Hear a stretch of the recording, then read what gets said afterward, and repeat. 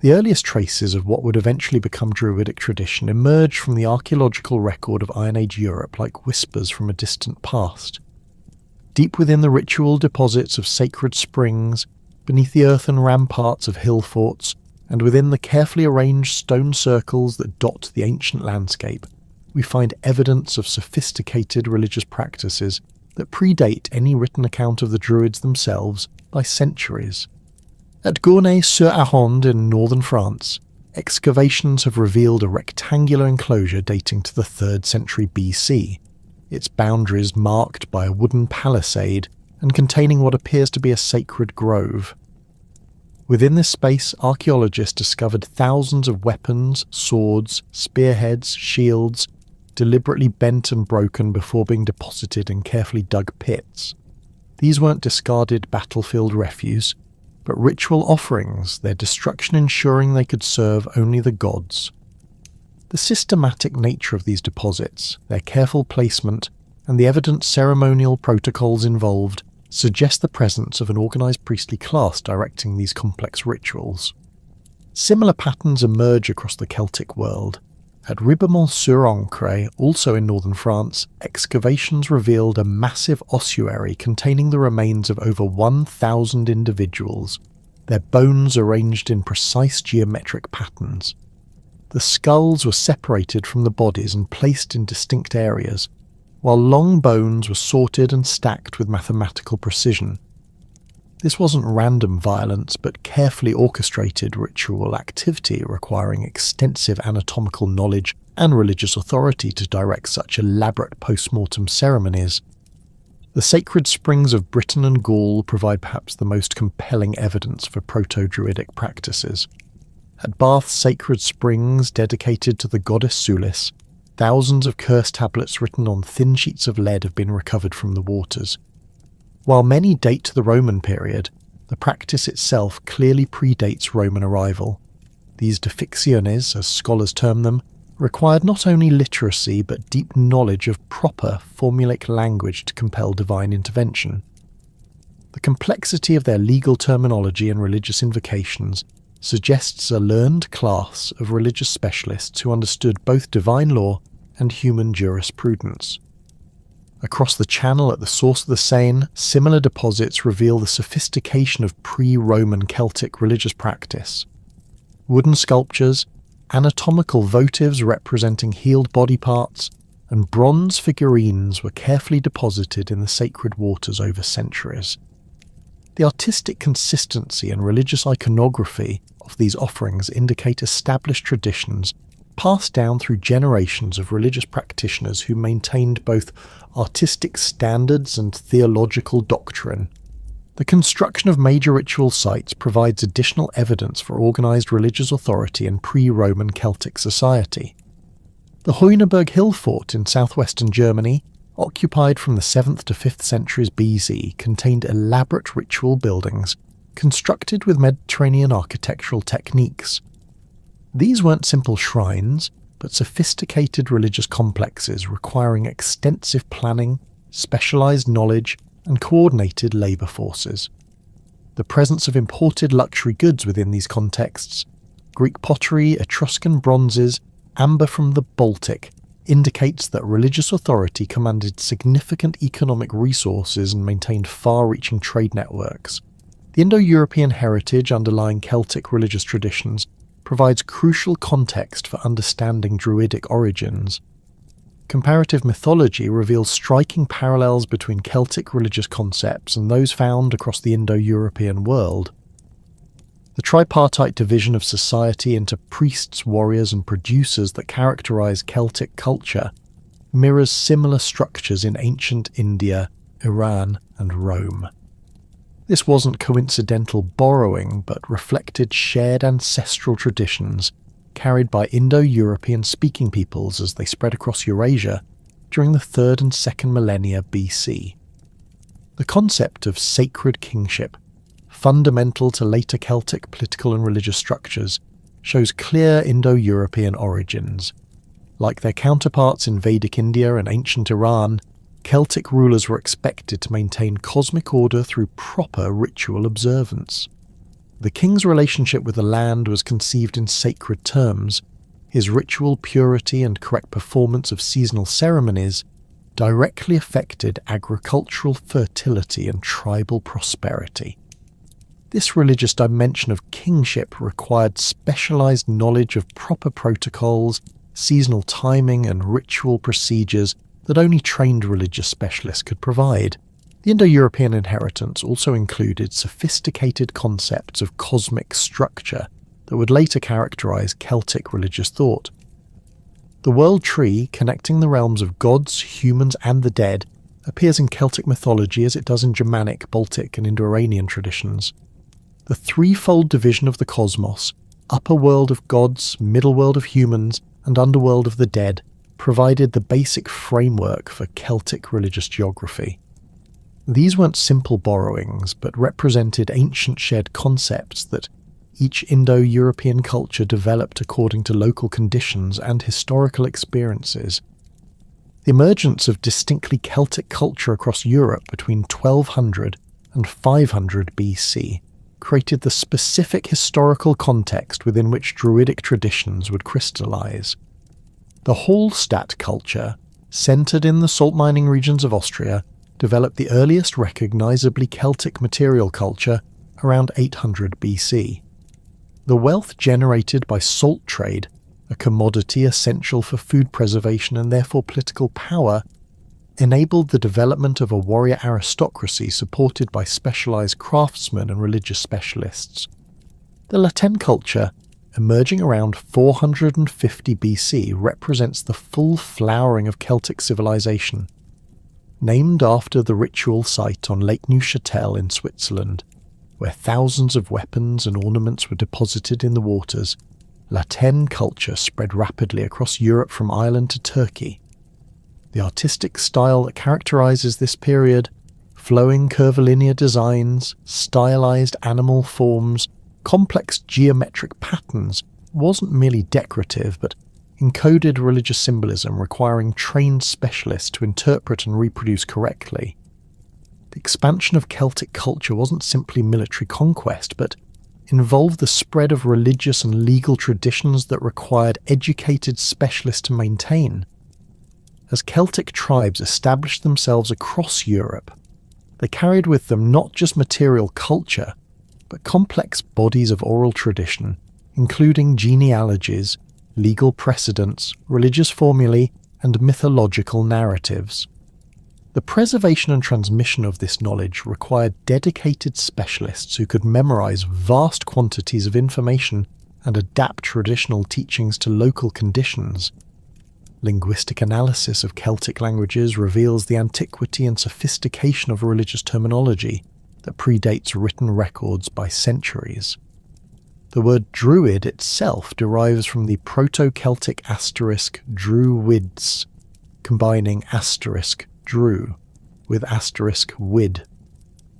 This compound suggests not simply oak knower, but someone who possessed the ability to perceive sacred knowledge through natural phenomena.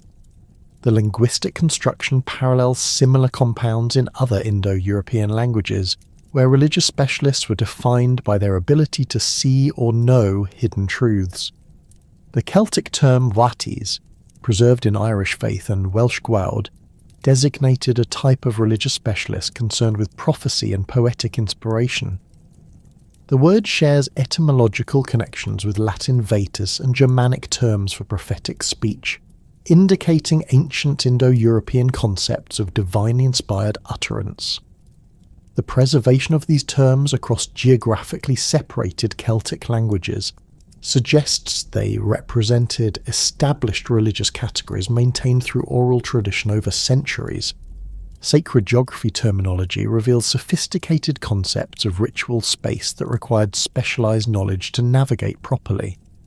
The Celtic asterisk nematon, meaning sacred grove or sanctuary, appears in place names across the Celtic world from Drunameton in Asia Minor to Vernametum in Britain. These weren't simply wooded areas, but carefully defined ritual spaces with specific protocols for entry, behaviour, and ceremonial activity. The consistency of terminology across such vast geographical distances indicates standardized religious concepts transmitted through networks of trained specialists. The legal terminology preserved in early Irish and Welsh law texts reveals the complexity of pre-Christian Celtic jurisprudence. Technical terms for different categories of contracts, property rights, and legal procedures show remarkable consistency with legal concepts found in other Indo-European traditions. The precision of this vocabulary and its systematic application in complex legal scenarios required extensive training that could only be provided by professional legal specialists who combined jurisprudence with religious authority. Seasonal and calendrical terminology demonstrates sophisticated astronomical knowledge integrated with religious observance. The Coligny calendar, discovered in France and dating to the 1st century BC, represents the culmination of centuries of Celtic astronomical observation. Its complex intercalation system, designed to coordinate lunar months with the solar year, required mathematical knowledge and observational skills that could only be maintained by dedicated specialists. The religious terminology embedded within the calendar, designating auspicious and inauspicious periods, seasonal ceremonies, and divine festivals, shows the integration of astronomical knowledge with religious practice. The preservation of mythological narratives in Celtic languages reveals sophisticated theological concepts that required trained specialists to maintain and interpret. The complex genealogies connecting divine and human lineages, the intricate relationships between tribal deities and territorial boundaries, and the elaborate protocols governing interaction between the human and divine realms all demanded extensive memorization and deep understanding of traditional teachings. The transition from archaeological inference to documented historical reality occurs dramatically with Julius Caesar's arrival in Gaul in 58 BC. For the first time in recorded history, we encounter detailed written accounts of the Druids from an outside observer who claimed direct interaction with these enigmatic figures. Caesar's Commentarii de Bello Gallico, written between 58 and 50 BC, provides our most comprehensive classical description of Druidic society, though his account must be carefully examined through the lens of Roman political and military objectives. Caesar's description of the Druidic hierarchy reveals a sophisticated religious organization that controlled significant aspects of Celtic society. According to his account, the Druids formed a distinct social class exempt from military service and taxation, privileges that elevated them above even the warrior aristocracy in certain respects. At the apex of this hierarchy stood a single chief Druid who held supreme authority over all religious matters throughout Gaul. This position was either inherited through succession or, more commonly, elected by the Druidic assembly when the previous holder died. The electoral process Caesar describes suggests a democratic element within Druidic organization that contrasted sharply with the autocratic structures Romans typically encountered. When multiple candidates sought the chief Druidic position, the decision was made through voting by the assembled Druids. If this process failed to produce a clear winner, armed conflict could result, indicating that despite their religious nature, Druids were willing to employ violence to resolve succession disputes. This detail reveals the substantial political power at stake in Druidic leadership positions. Caesar's account of Druidic education provides remarkable insights into Celtic intellectual culture. He reports that Druidic training required 20 years of intensive study, during which students memorized vast quantities of oral tradition without committing any of it to writing. This prohibition against written records, according to Caesar, served two purposes. It prevented sacred knowledge from falling into unauthorized hands, and it strengthened memory through constant exercise. The curriculum included natural philosophy, astronomy, theology, and what Caesar terms the immortality of souls and their passage after death to other bodies. The geographical scope of Druidic education impressed even Caesar, who noted that students travelled from across Gaul and Britain to study in particular centres of learning. He identifies Britain as the original homeland of Druidic tradition, suggesting that the most advanced teachings could only be obtained there. This claim, if accurate, indicates that despite political fragmentation among Celtic tribes, intellectual and religious networks maintained connections across vast distances and tribal boundaries. Caesar's description of Druidic judicial functions reveals their role as arbiters in both religious and secular disputes. The Druids served as judges in cases involving murder, inheritance, and boundary disputes, with their decisions carrying binding authority backed by the threat of religious sanctions. The most severe punishment they could impose was exclusion from religious ceremonies, which effectively made the condemned person an outcast from society. Caesar notes that individuals suffering this punishment were shunned by all members of their community and could neither participate in religious rites nor seek legal protection. The annual assembly of Druids at a sacred location in the territory of the Carnutes tribe demonstrates the institutional unity underlying Celtic religious organisation. Caesar describes this gathering as occurring at what the Druids considered the centre of Gaul, where representatives from across the Celtic world convened to resolve disputes and coordinate religious policy. The fact that even warring tribes respected the neutrality of this assembly indicates the transcendent authority Druids wielded over political divisions. Caesar's account of Druidic human sacrifice practices provides some of the most controversial material in classical sources. He describes various methods of ritual killing, including the construction of enormous wicker figures filled with living victims and set ablaze. While these descriptions have captured popular imagination, they must be evaluated carefully considering Caesar's political motivations and Roman attitudes toward non-Roman religious practices. The Romans routinely accused foreign peoples of practicing human sacrifice as justification for military intervention and cultural suppression. Archaeological evidence from Celtic sites does confirm the practice of ritual human sacrifice in certain contexts, but the scale and systematic nature Caesar describes may reflect Roman propaganda rather than accurate observation. Bog bodies discovered across northern Europe, some showing evidence of ritual killing, demonstrate that human sacrifice occurred within Celtic religious practice, but these isolated finds hardly support Caesar's claims of widespread routine mass sacrifice. Pliny the Elder's Natural History is completed around 77 as 79 AD, provides a different perspective on Druidic practices focused on their relationship with the natural world.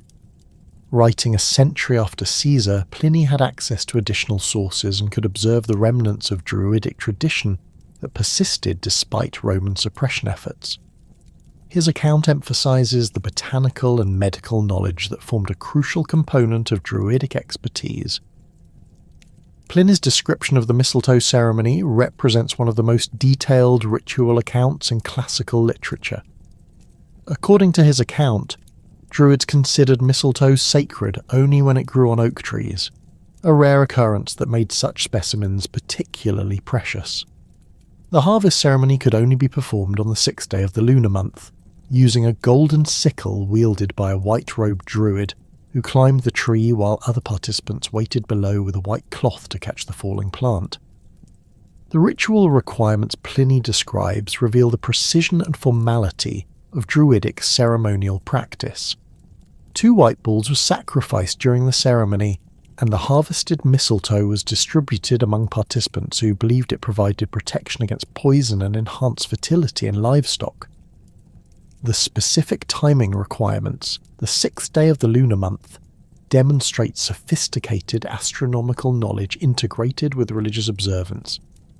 Pliny's account of sacred groves provides insights into Celtic concepts of sacred space that archaeological evidence supports. He describes these groves as carefully maintained ritual areas where specific trees were considered dwelling places of particular deities.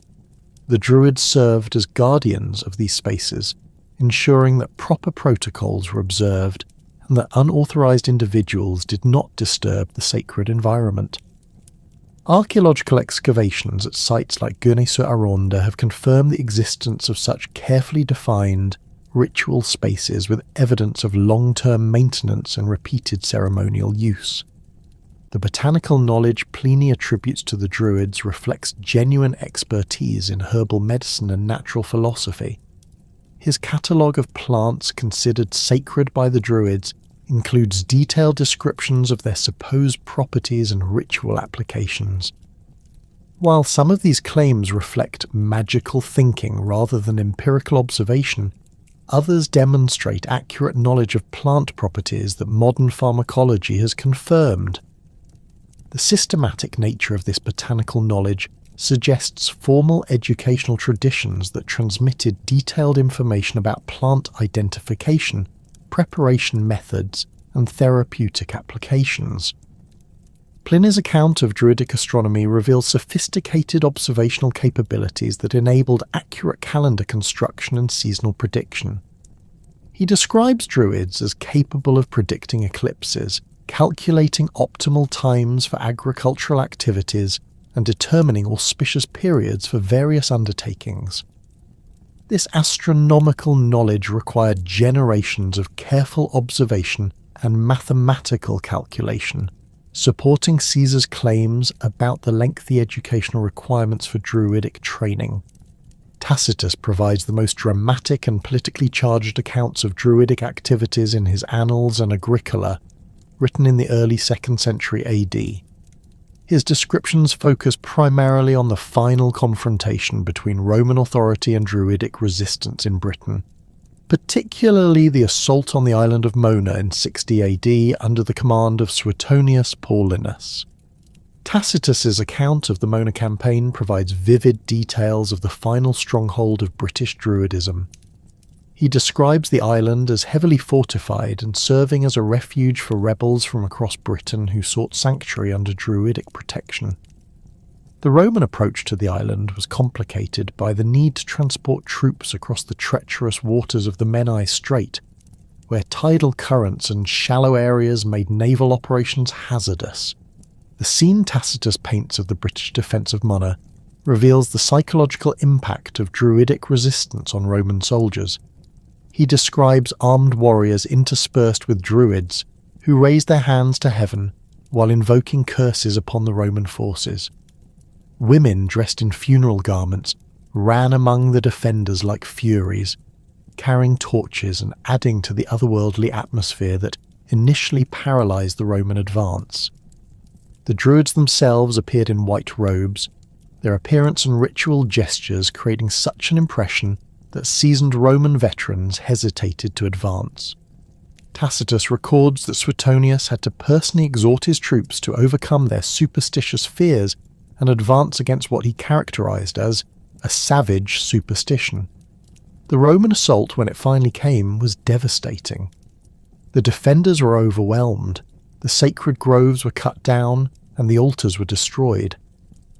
Tacitus specifically mentions that the Romans discovered evidence of human sacrifice, including altars soaked with human blood and groves where victims had been hanged. The destruction of Mona represented more than a military victory. It was a deliberate assault on the institutional foundation of British resistance to Roman rule.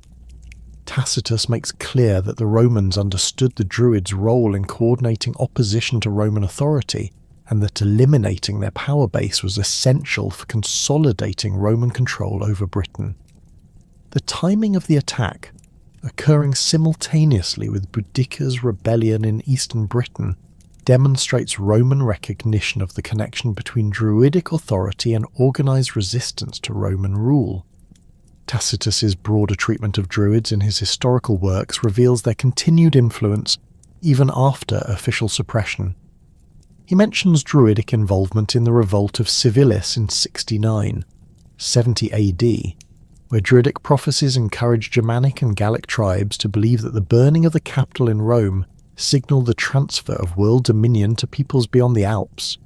This incident demonstrates that Druidic influence persisted decades after Caesar's conquest of Gaul and continued to pose challenges to Roman authority. The critical analysis of these classical sources requires careful consideration of Roman cultural biases and political objectives that shaped their accounts. Roman authors wrote for Roman audiences with specific expectations about barbarian peoples and their religious practices. The Romans had a complex relationship with foreign religions, sometimes incorporating useful elements while condemning practices that conflicted with Roman values or political interests. The accusation of human sacrifice appears consistently across Roman accounts of various non-Roman peoples, from Carthaginians to Germans to Celts. While archaeological evidence confirms that ritual human sacrifice occurred in Celtic contexts, the systematic and extensive nature described by Roman authors likely reflects literary conventions rather than accurate reporting. Roman authors used accusations of human sacrifice to justify military intervention and cultural suppression, making it difficult to distinguish factual observation from propaganda. The Roman emphasis on Druidic secrecy and refusal to commit teachings to writing may reflect genuine Celtic practices, but it also served Roman rhetorical purposes by portraying Druids as deliberately obscure and potentially subversive. The Romans valued written law and public discourse, so the Druidic reliance on oral tradition could be portrayed as primitive or deliberately deceptive. However, the sophistication of Celtic legal and astronomical knowledge preserved in later Irish and Welsh sources suggests that oral transmission was a deliberate choice rather than an inability to develop writing systems. The political dimensions of Roman accounts become particularly apparent in their treatment of Druidic resistance to Roman authority. Roman authors consistently portray Druids as the primary organisers of anti-Roman sentiment, suggesting that eliminating Druidic influence was essential for successful conquest. While this assessment may have been accurate, it also served to justify harsh suppression measures and deflect attention from legitimate grievances that motivated Celtic resistance to Roman rule. The geographical claims and classical sources also require careful evaluation. Caesar's assertion that Druidism originated in Britain and spread to Gaul may reflect genuine historical tradition, but it could also serve his political purposes by suggesting that conquering Britain was necessary to eliminate Druidic influence entirely. Similarly, the emphasis on the unity of Druidic organisation across tribal boundaries may exaggerate the actual coordination among Celtic religious specialists for dramatic effect. Despite these limitations, the classical sources provide invaluable information about Druidic practices and social organisation that archaeological evidence alone cannot supply. The detailed descriptions of educational practices, judicial functions, and ceremonial activities offer insights into Celtic intellectual culture that complement material evidence from excavations. The consistency of certain details across different authors and time periods suggests that some aspects of their accounts reflect accurate observation rather than literary convention. The integration of classical sources with archaeological evidence and later Celtic literary traditions allows for a more nuanced understanding of Druidic society than any single source could provide. While Roman authors clearly had political and cultural biases that influenced their accounts, their direct contact with Celtic society during the conquest period provides contemporary observations that, when carefully analysed, reveal significant aspects of Druidic organisation and practice. The physical landscape of Celtic territories served as far more than mere backdrop to Druidic activities. It functioned as a carefully organised sacred geography, where natural features held specific religious significance and ritual purpose. Archaeological investigations across Europe have revealed systematic patterns in how Celtic communities organised their religious spaces, creating networks of sacred sites that connected local tribal territories with broader regional and pan-Celtic religious traditions. The identification of nemata, or sacred groves, represents one of the most significant developments in understanding Celtic religious geography. These carefully maintained woodland sanctuaries appear throughout the archaeological record from Scotland to Asia Minor, their locations marked by distinctive artefact assemblages and structural remains that distinguish them from ordinary settlements or burial sites.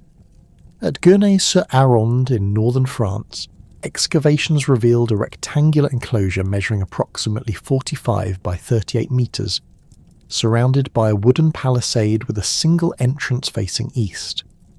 Within this defined space, archaeologists discovered evidence of continuous ritual activity spanning over 2 centuries, from the 3rd century BC through the Roman conquest period. The Gournay site demonstrates the sophisticated organisation of nematon spaces. The central area contained a wooden temple structure built according to specific architectural principles that remained consistent across multiple reconstruction phases. Surrounding this temple, carefully arranged pits contained thousands of weapons, iron swords, spearheads, shields and helmets that had been deliberately damaged before deposition.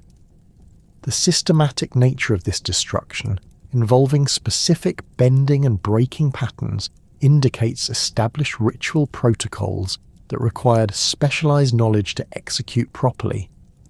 Similar Nemean sites across Celtic Europe reveal standardised approaches to sacred space organisation, despite significant geographical separation. At Mirabeau-sur-Bèze in Burgundy, a square enclosure dating to the 2nd century BC contained a central wooden building surrounded by pits filled with animal bones, pottery fragments and metalwork.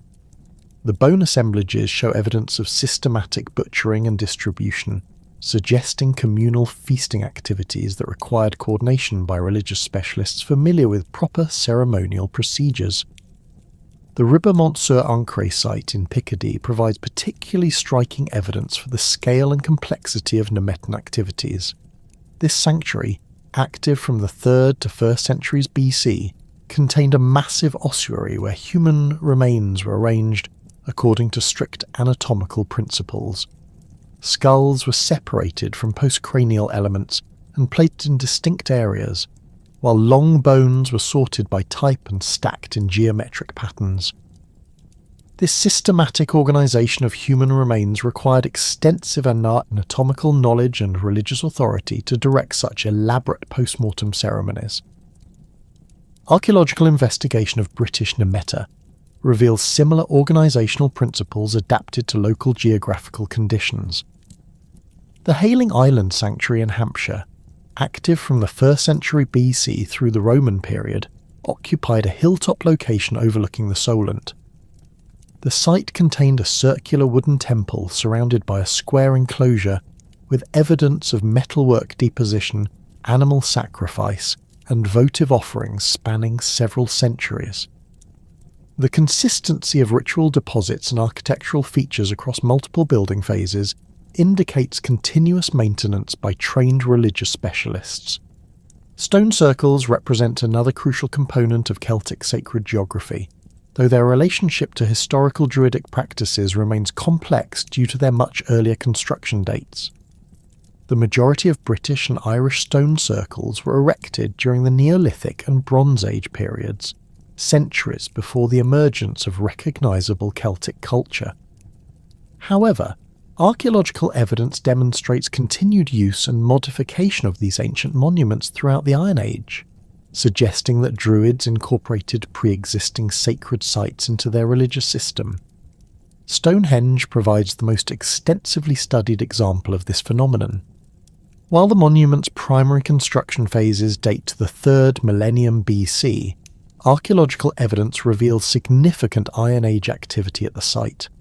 Excavations have uncovered Celtic pottery, metalwork and human remains dating to the period of documented Druidic activity in Britain. The discovery of cremated human remains in the Aubrey holes, some dating to the Iron Age, suggests that Druids may have used the ancient monument for burial ceremonies connected to their religious practices. The Rollright stones in Oxfordshire demonstrate similar patterns of Iron Age reuse of earlier monuments. This Bronze Age stone circle shows evidence of continued ritual activity throughout the Celtic period, including the deposition of metalwork and the modification of individual stones.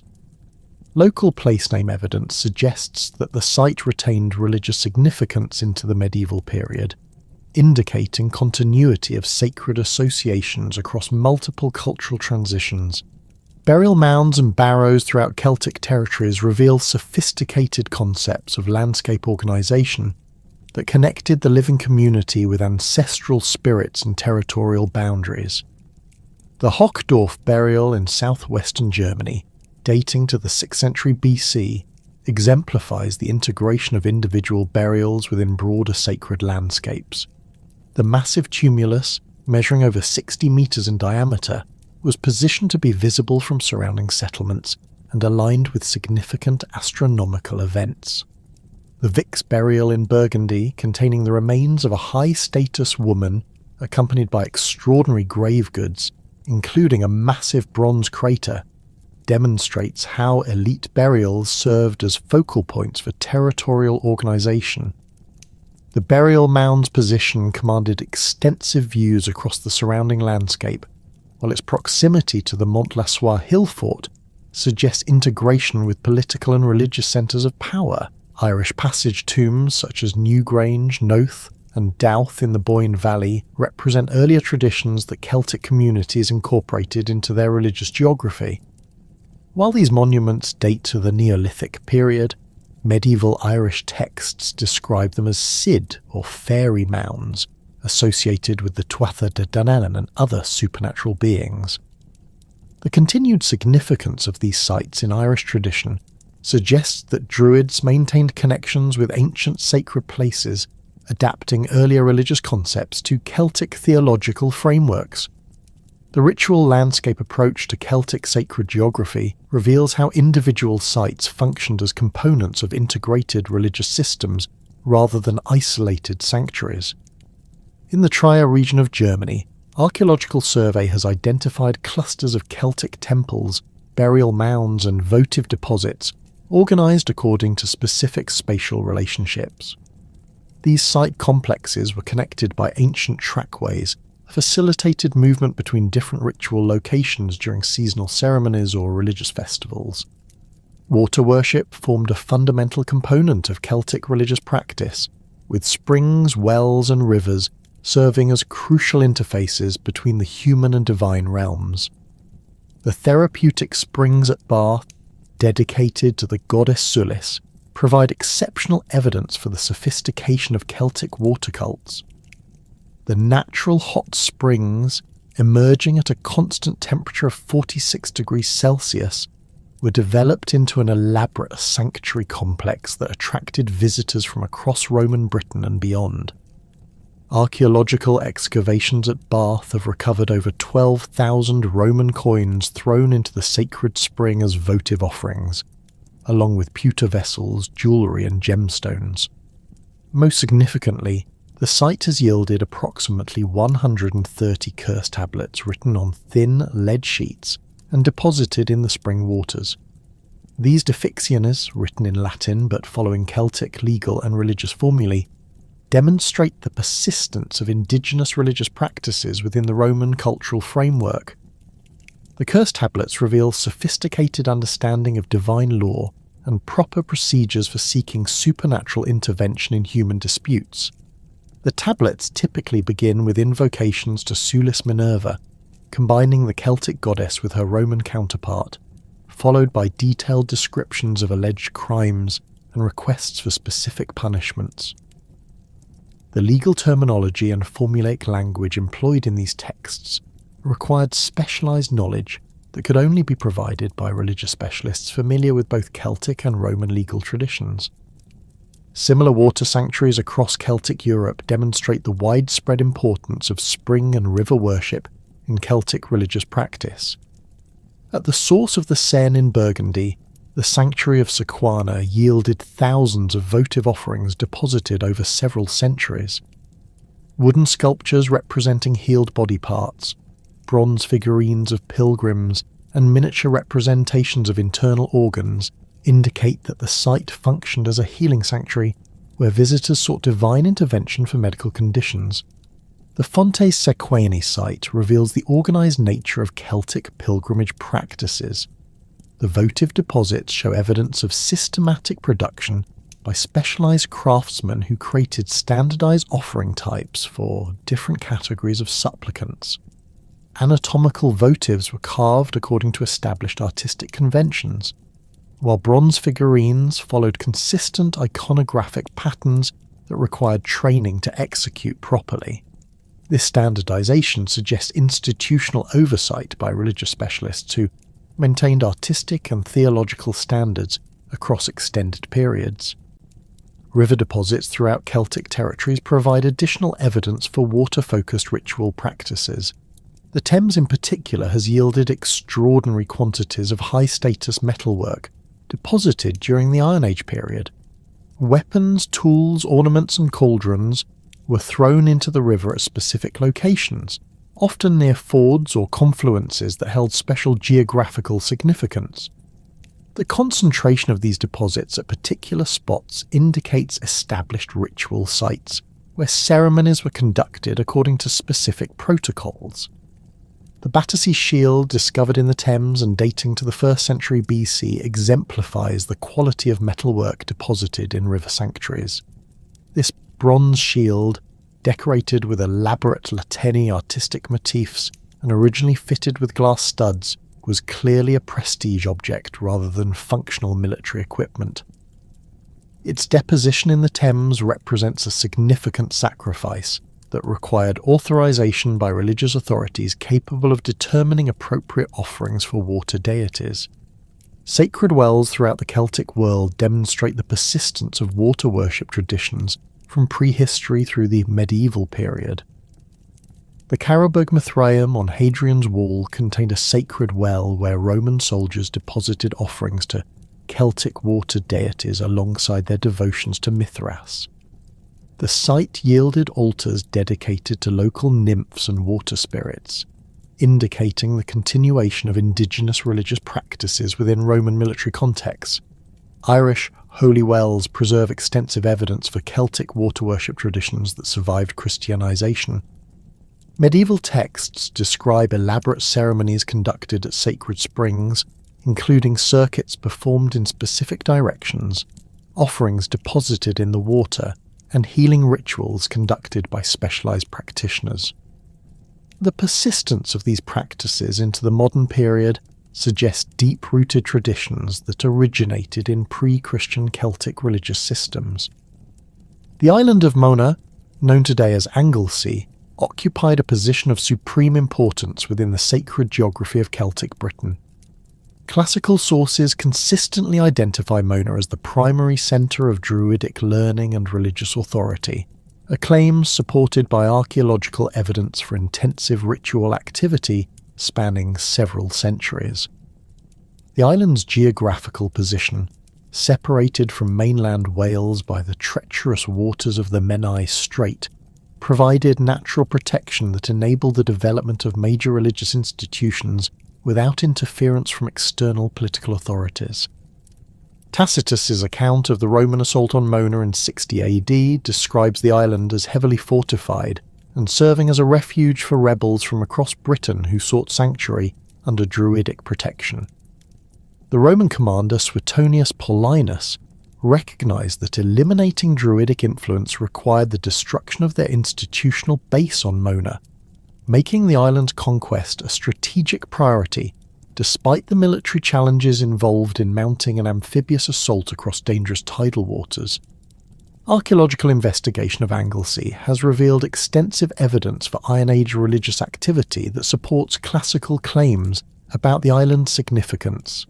The Lyn Cerrig Bach deposit, discovered during construction of an RAF airfield in 1942, contained over 150 metalwork objects deposited in a lake over approximately 150 years during the 2nd and 1st centuries BC. The assemblage includes weapons, vehicle fittings, slave chains, cauldrons, and currency bars that represent offerings from across Britain and Ireland. The geographical distribution of objects in the Lyn Cerrig Bach deposit demonstrates Mona's role as a centre for pan-British religious activity. Weapons show stylistic influences from Scotland, Northern England and Ireland, while vehicle fittings display artistic motifs characteristic of continental Celtic metalwork traditions. This diversity indicates that the site attracted offerings from communities across the Celtic world, supporting classical claims about Mona's supreme religious status. The slave chains discovered at Lyn Cerrig provide disturbing evidence for the human cost of Celtic religious practices. These iron restraints, designed to secure multiple individuals in linked groups, were deposited in the lake as votive offerings, along with other high-value metalwork. The presence of such objects in a religious context suggests that human trafficking and slavery formed components of the economic system that supported major Celtic sanctuaries. Additional archaeological sites on Anglesey reveal the extent of Iron Age religious activity across the island. The Bryn Celli DDU passage tomb, originally constructed during the Neolithic period, shows evidence of continued use and modification throughout the Iron Age. The site contained cremated human remains, pottery and metalwork dating to the Celtic period, indicating that ancient burial monuments were incorporated into contemporary religious practices.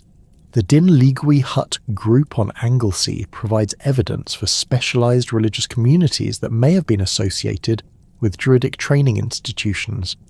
This late Iron Age settlement contained several round stone buildings arranged within a defensive enclosure, with evidence for metalworking, fine pottery production, and the consumption of high-status foods. The site's location, architectural sophistication, and artefact assemblage suggest occupation by religious specialists rather than ordinary farming communities. Holyhead Mountain on Anglesey contains extensive evidence for Iron Age ritual activity, including stone circles, burial cairns, and settlement remains that span several centuries. The mountain's prominent position, visible from across the Irish Sea, made it an ideal location for astronomical observation and seasonal ceremonies. Archaeological survey has identified multiple stone alignments oriented towards significant celestial events, suggesting systematic observation of astronomical phenomena by trained specialists. The sacred geography of Celtic lands reveals sophisticated understanding of landscape organisation that integrated natural features with human-constructed ritual spaces. This system required extensive coordination by religious specialists who maintained knowledge of proper site locations, ceremonial protocols, and seasonal timing for different types of religious activity. The archaeological evidence demonstrates that Druids functioned as the institutional framework that organised and maintained this complex sacred landscape across the Celtic world. The institutional structure that governed Celtic religious and intellectual life reveals a sophisticated hierarchy that extended far beyond the simple priest-warrior-farmer divisions familiar from other Indo-European societies. Archaeological evidence combined with classical sources and later Celtic literary traditions demonstrates that Druidic organisation comprised three distinct but interconnected orders, each with specialised functions, educational requirements, and social responsibilities that collectively maintain the complex fabric of Celtic civilization. At the apex of this system stood the Druids proper, whose primary functions encompassed judicial authority, advanced education, and diplomatic mediation between tribal groups.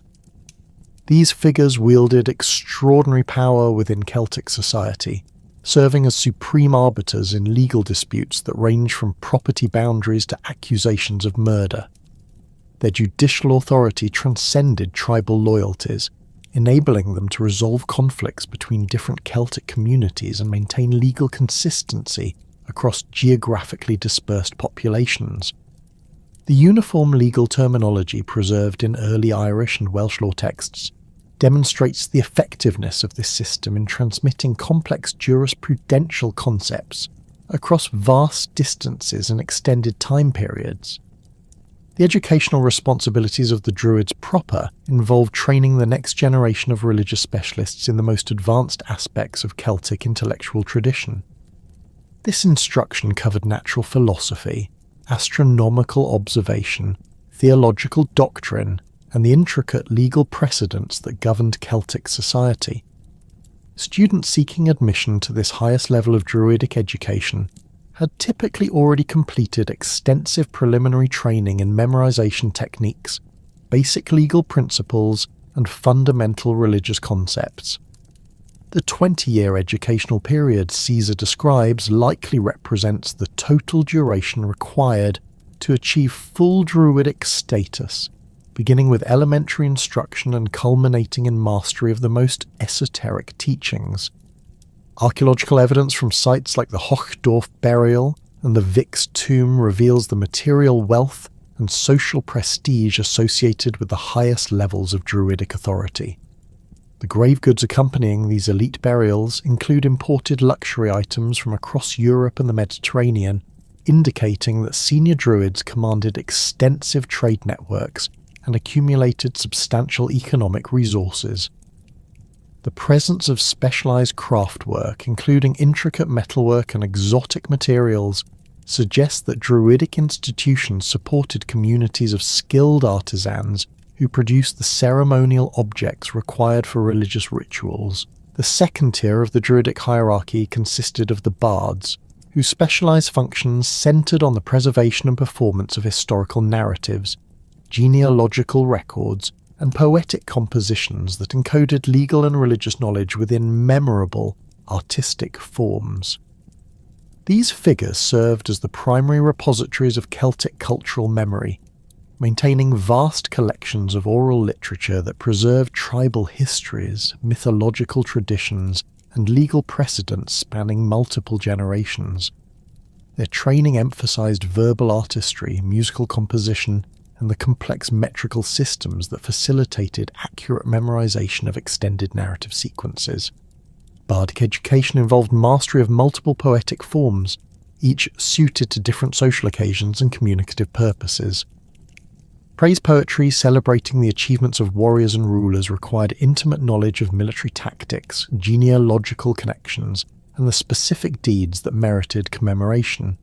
Satirical compositions, which Celtic tradition credited with supernatural power to cause physical harm to their targets, demanded understanding of social relationships and political tensions that could be exploited through verbal attack. Legal poetry encoded complex jurisprudential principles within metrical frameworks that enabled precise transmission of technical terminology across generations of oral tradition. The social functions of bards extended beyond mere entertainment to encompass crucial roles in political legitimization and social cohesion. Their genealogical knowledge validated the claims of rulers to legitimate authority by tracing royal lineages back to divine or semi-divine ancestors. During succession disputes, bardic testimony regarding bloodline connections could determine the outcome of political conflicts, making these figures essential participants in the power structures of Celtic society. Their presence at royal courts provided rulers with both ceremonial validation and practical advice based on historical precedent and traditional wisdom. Archaeological evidence for bardic activities appears in the form of specialized musical instruments and performance spaces discovered at high-status Celtic sites. The Deskford Carnix, a bronze war trumpet decorated with elaborate boar's head terminals, demonstrates the sophisticated musical technology available to Celtic performers. Similar instruments discovered across Celtic Europe reveal standardized construction techniques and decorative motifs that suggest coordinated production by specialized craftsmen working according to established artistic traditions. Performance spaces within Celtic settlements show evidence of acoustic considerations and audience arrangements that facilitated bardic presentations. The amphitheatre-like arrangements discovered at some hillfoot sites provided natural acoustics that enabled single performers to address large audiences without amplification. The positioning of these spaces within settlement layouts indicates their integration into the regular social activities of Celtic communities, suggesting that bardic performances occurred frequently rather than only during special occasions. The third component of the Druidic hierarchy comprised the Vates, whose specialized knowledge encompassed divination, healing practices, and the interpretation of natural omens that guided both individual decisions and community policies. These figures possessed extensive understanding of herbal medicine, surgical techniques, and the astronomical observations that determined auspicious timing for various undertakings. Their medical knowledge combined empirical observation of plant properties with theoretical frameworks derived from Celtic concepts of cosmic harmony and divine intervention in human affairs. The divinatory practices of the Vates involved multiple techniques for obtaining supernatural guidance regarding future events and appropriate courses of action. Classical sources describe various methods, including the observation of bird flight patterns, the interpretation of animal entrails, and the casting of wooden lots marked with symbolic designs. Archaeological discoveries of divination equipment, including sets of marked bones and specialized containers for ritual casting, confirm the material culture associated with these practices. Healing sanctuaries throughout Celtic territories provide extensive evidence for the medical knowledge and therapeutic practices maintained by the Vates. The sanctuary of Sequana at the source of the Seine yielded thousands of anatomical votive offerings representing specific body parts that pilgrims sought to heal through divine intervention. The accuracy of these anatomical representations demonstrates detailed knowledge of human anatomy that could only be acquired through systematic study and practical experience with medical conditions. The wooden sculptures discovered at Sequana include representations of internal organs, limbs affected by specific diseases, and complete human figures showing various pathological conditions. The precision of these carvings indicates that Celtic medical practitioners possessed sophisticated understanding of human anatomy and pathology that enabled accurate diagnosis and targeted treatment of specific ailments. The standardized artistic conventions employed in these votives suggest institutional oversight by trained specialists who maintained consistent standards for medical representation.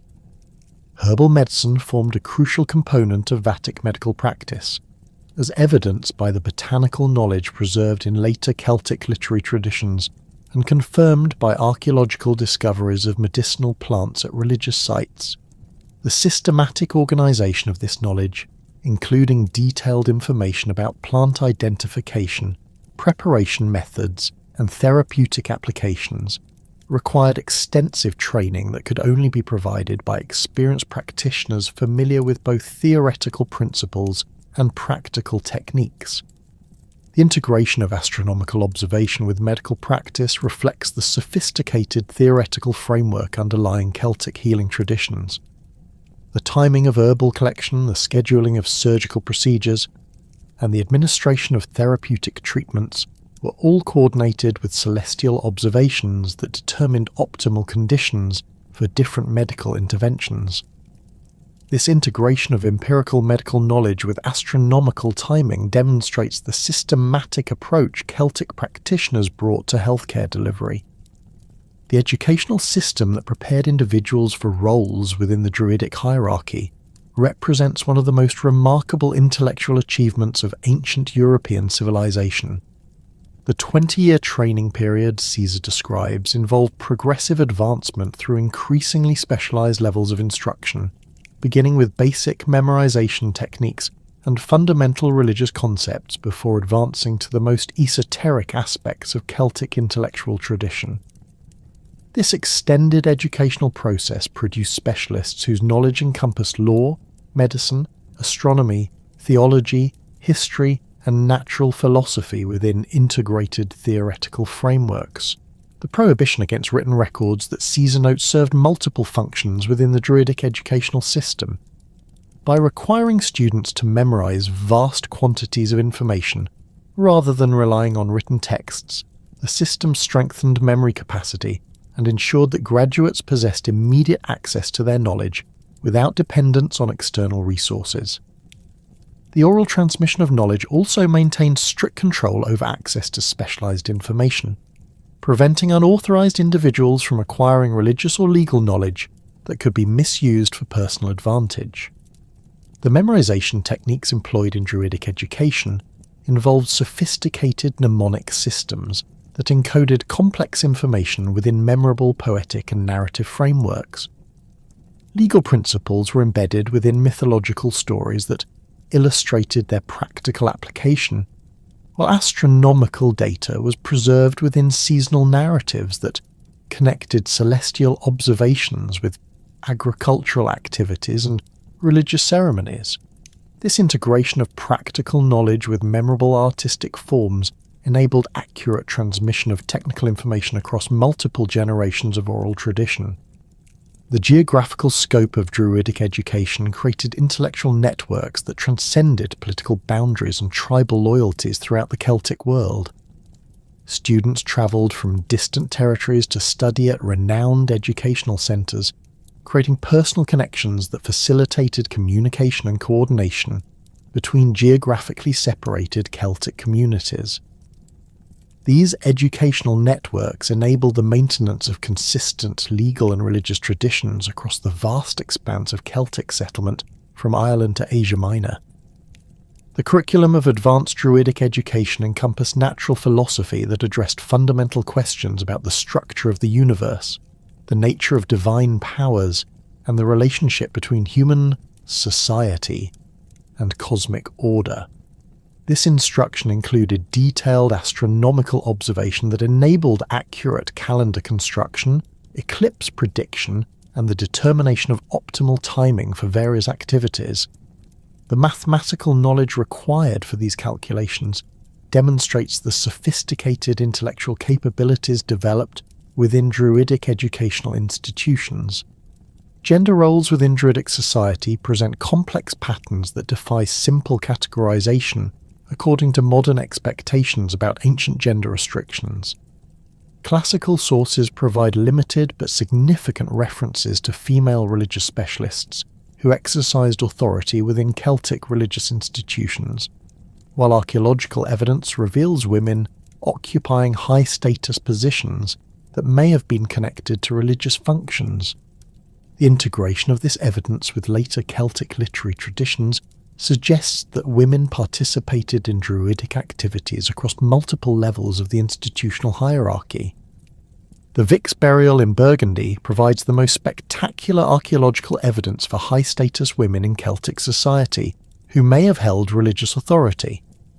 The massive bronze crater discovered in this 6th century BC burial, capable of holding over 1,000 litres of liquid, represents one of the largest metal vessels known from the ancient world.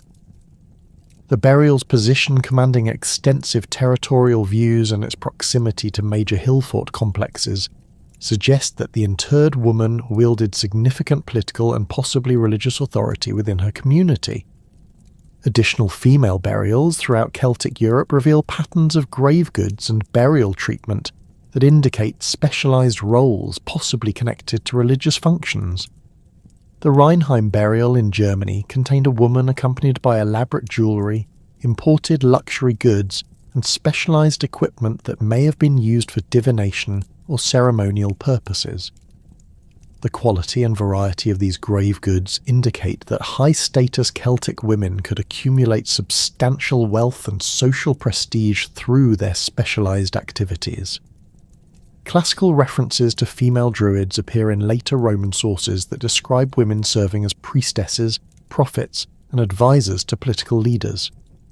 Tacitus mentions women participating in the defense of Mona alongside male Druids, suggesting that female religious specialists shared in the political and military aspects of Druidic resistance to Roman conquest.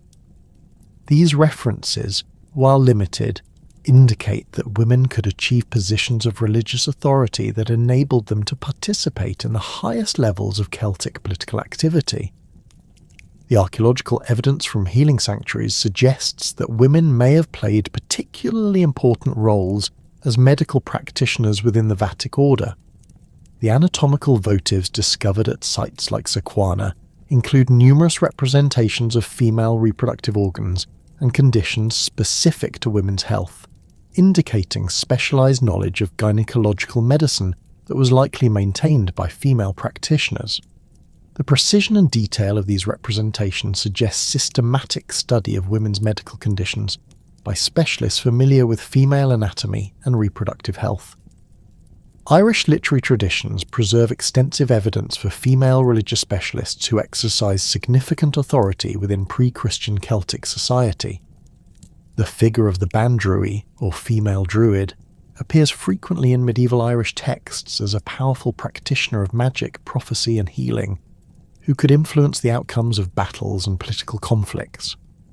While these sources date to the medieval period, their consistent portrayal of female religious authority suggests the preservation of ancient traditions regarding women's roles within Druidic institutions. The social status of Druids within Celtic society reflected their essential functions as mediators between human communities and divine powers, arbiters of legal disputes, and guardians of cultural traditions that maintained social cohesion across tribal boundaries. Their exemption from military service and taxation, as noted by Caesar, elevated them above the warrior aristocracy in certain respects, while acknowledging their specialized contributions to community welfare. This privileged status enabled Druids to accumulate substantial wealth, maintain extensive educational institutions, and exercise political influence that extended across tribal territories. The advisory relationships between Druids and Celtic rulers created complex dynamics that balanced royal authority with religious oversight of political decisions. Kings and tribal leaders relied on Druidic knowledge of legal precedent, astronomical timing, and divine will to guide their policy decisions and validate their authority to rule. This dependence on Druidic expertise provided religious specialists with significant influence over political affairs while maintaining the theoretical supremacy of secular rulers in military and administrative matters. The diplomatic functions of Druids enabled them to serve as neutral mediators in conflicts between different tribal groups, facilitating negotiations and treaty arrangements that might otherwise have been impossible due to traditional enmities and competing territorial claims. Their religious authority transcended political boundaries, enabling them to invoke supernatural sanctions against treaty violations and provide credible guarantees for negotiated agreements. This diplomatic role required extensive knowledge of legal traditions, genealogical relationships, and territorial boundaries that could only be maintained through systematic education and institutional memory. The fundamental architecture of Celtic religious thought rested upon a sophisticated understanding of existence that transcended the simple binary of life and death, familiar in many ancient cultures. Archaeological evidence from Celtic burial sites across Europe reveals consistent patterns of grave goods, body positioning, and tomb construction that reflect deeply held beliefs about the soul's continuation beyond physical death. The Hochdorf burial in southwestern Germany, dating to the 6th century BC, exemplifies this worldview through its elaborate preparation of the deceased for an afterlife journey that would require the same material necessities as earthly existence. The burial chamber at Hochdorf contained not merely personal possessions, but an entire household's worth of equipment, arranged with meticulous attention to functional accessibility. Bronze vessels for drinking, cauldrons for food preparation, and even a four-wheeled wagon positioned near the burial couch suggest that the deceased was expected to maintain the same social status and daily activities in the afterlife as he had enjoyed in life. The presence of mead residues in drinking horns and evidence of fermented beverages in bronze containers indicates that Celtic concepts of post-mortem existence included sensory experiences identical to those of living humans. The orientation of Celtic burials provides crucial insights into beliefs about the soul's journey after death. Across different regions and time periods, Celtic graves consistently face westward toward the setting sun, suggesting that the deceased were expected to follow solar pathways into otherworldly realms. The Vix burial in Burgundy demonstrates this pattern, while adding complexity through its positioning on elevated terrain that commanded extensive territorial views. This placement suggests that high-status individuals were expected to maintain protective oversight of their earthly territories even after death. The concept of metempsychosis, or transmigration of souls between different forms of existence, appears consistently in classical sources describing Celtic beliefs, and finds confirmation in archaeological evidence from ritual sites throughout Celtic territories. Caesar's account of Druidic teaching regarding the immortality of souls and their passage after death to other bodies reflects sophisticated theological concepts that integrated individual survival with cosmic cycles of death and renewal. The systematic nature of weapon deposits at sites like Gournay-sur-Aronde, where thousands of items were ritually destroyed before deposition, suggests ceremonies designed to transfer objects from the material world to otherworldly realms where they could serve new purposes. The ritual destruction of valuable objects before their deposition in sacred contexts reflects beliefs about the transformation necessary for material goods to function in otherworldly realms. At Le Taine on Lake Neuchâtel, the massive deposits of weapons, tools and ornaments show consistent patterns of deliberate damage that rendered them useless for earthly purposes while presumably preparing them for otherworldly service. The precision of this destruction, involving specific bending and breaking techniques applied to different categories of objects, indicates established protocols that required specialized knowledge to execute properly. Animal sacrifice practices throughout Celtic territories reveal additional dimensions of beliefs about soul transmigration and otherworldly existence. The systematic butchering patterns discovered at sites like Gournay-sur-Aronde demonstrate careful separation of different anatomical elements according to specific ritual requirements. Skulls were treated differently from postcranial remains, while certain bones were arranged in geometric patterns that may have encoded theological concepts about the relationship between physical and spiritual aspects of existence. The treatment of human remains at Celtic ritual sites provides the most direct evidence for beliefs about soul survival and otherworldly journey requirements. At Ribemont-sur-Ancre, the massive ossuary containing over 1,000 individuals arranged in precise anatomical groupings reflect systematic concepts about post-mortem existence that required specific preparation of physical remains. The separation of skulls from other skeletal elements and their placement in distinct areas suggests beliefs about different aspects of human identity that required separate treatment for successful otherworldly transition. The geographical conception of otherworldly realms within Celtic cosmology reveals sophisticated understanding of spatial relationships that connected earthly territories with supernatural domains through specific landscape features and seasonal transitions. The Welsh concept of Annwn and the Irish Tir na Nog represent parallel traditions describing otherworldly realms that existed in complex relationship with the physical world rather than simple opposition to it. These domains were accessible through particular geographical locations and during specific temporal conditions that required specialized knowledge to navigate safely. The identification of thin places or locations where the boundary between worlds became permeable created a sacred geography that integrated otherworldly access points with territorial organization and seasonal ceremonies. Archaeological evidence from sites like Newgrange in Ireland demonstrates how passage tombs were positioned to capture specific astronomical events that marked periods of increased otherworldly accessibility. The winter solstice alignment at Newgrange, where sunlight penetrates the burial chamber only during the shortest days of the year, suggests systematic coordination between celestial observations and beliefs about otherworldly communication. Sacred springs throughout Celtic territories functioned as crucial interfaces between earthly and otherworldly realms, providing locations where humans could communicate with supernatural beings and deposit offerings intended for otherworldly recipients. The therapeutic springs at Bath, dedicated to the goddess Sulis, attracted pilgrims who sought healing through direct contact with otherworldly powers accessible through the naturally heated waters.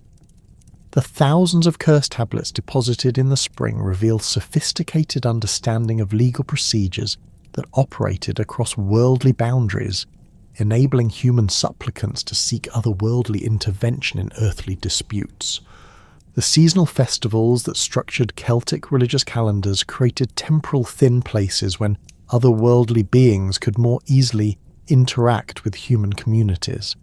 Samhain, marking the transition from the light half to the dark half of the year, represented the most significant of these temporal boundaries when the dead could return to visit their earthly homes, and supernatural beings could move freely through human territories. Archaeological evidence from Celtic settlements shows increased ritual activity during late October and early November, including special food preparations and the lighting of ceremonial fires that may have served as beacons for otherworldly visitors.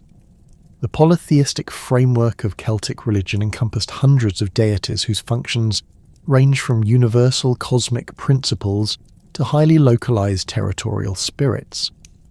This theological complexity required extensive systematization by religious specialists who maintained knowledge of proper invocations, seasonal ceremonies, and territorial boundaries that defined different divine jurisdictions.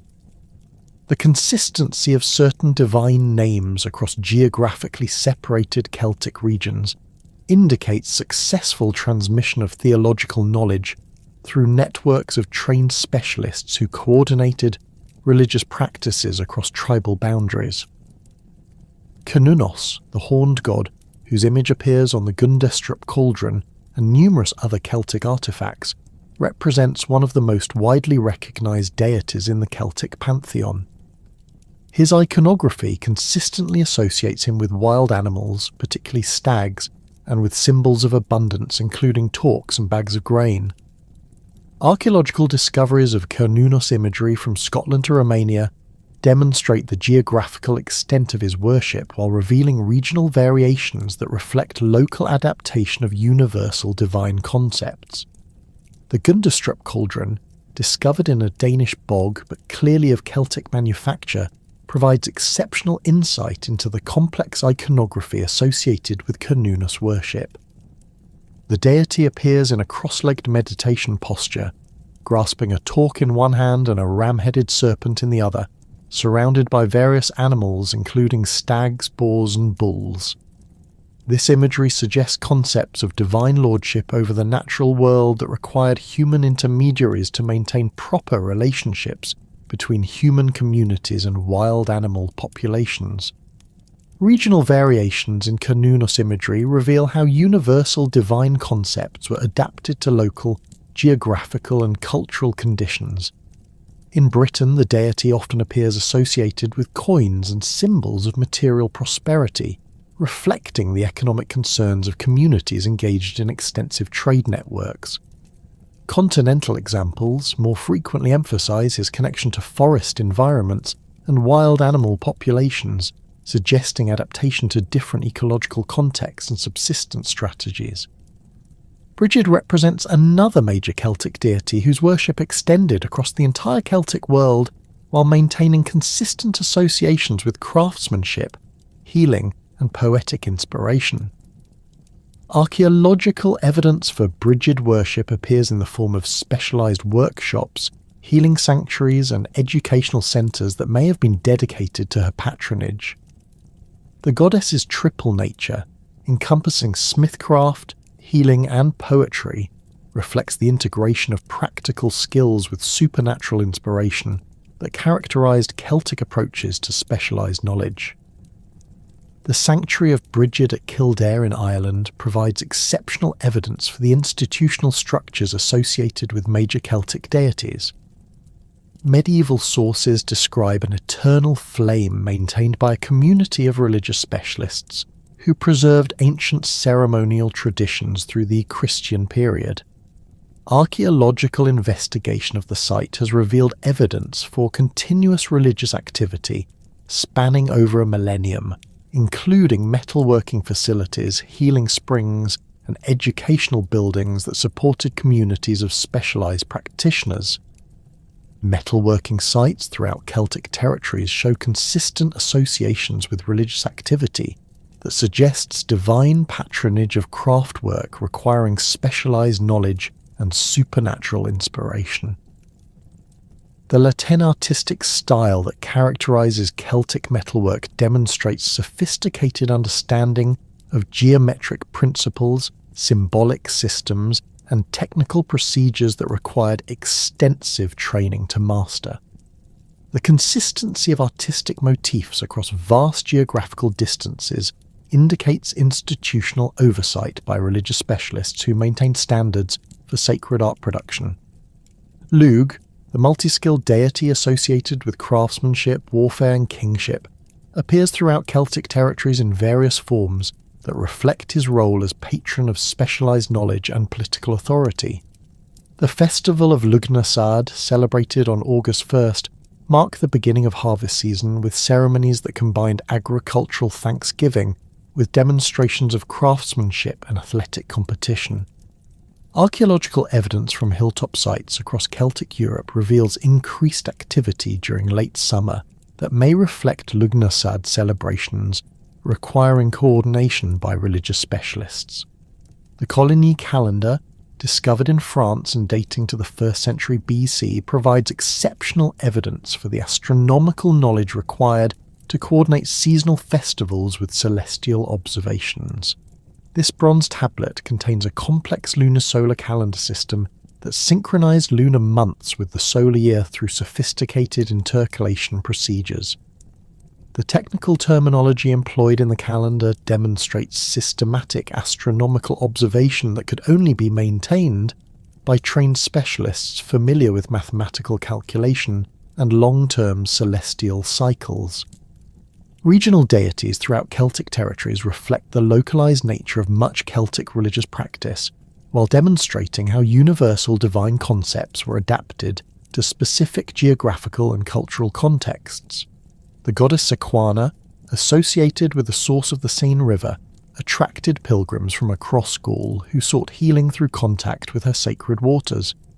The thousands of votive offerings discovered at her sanctuary reveal systematic approaches to divine petition that required knowledge of proper offering types, ceremonial procedures, and seasonal timing for different categories of requests.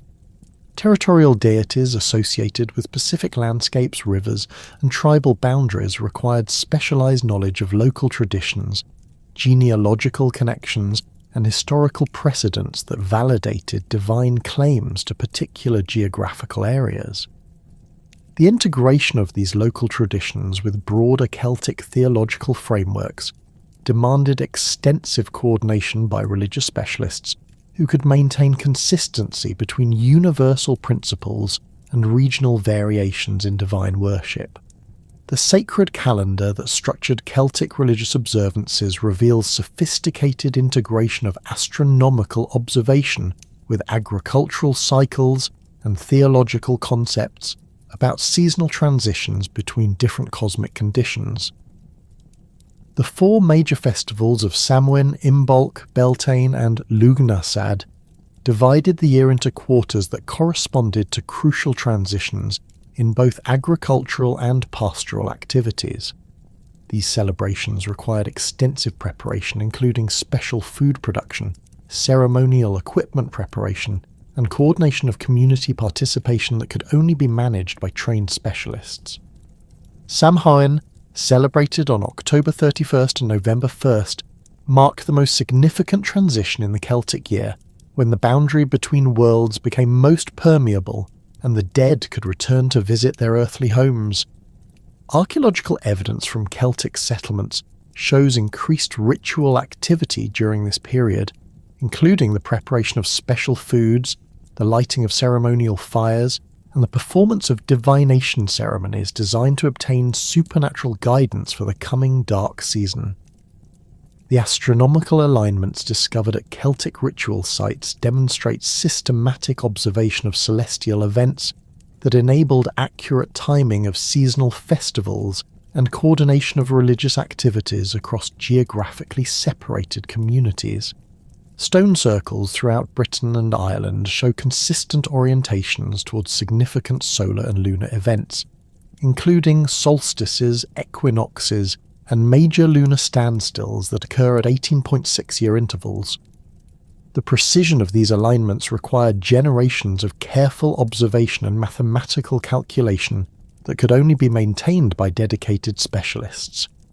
Imbolc, celebrated on February 1st and 2nd, marked the beginning of the agricultural year with ceremonies focused on purification, renewal, and preparation for spring planting. The festival's association with Brigid reflects her patronage of activities requiring specialized knowledge, including metalworking, healing, and agricultural innovation.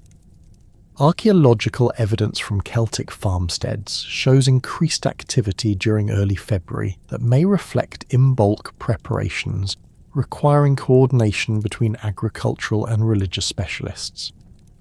Beltane, celebrated on April 30th and May 1st, mark the transition to the light half of the year with ceremonies emphasizing fertility, protection, and the renewal of contracts between human communities and supernatural powers.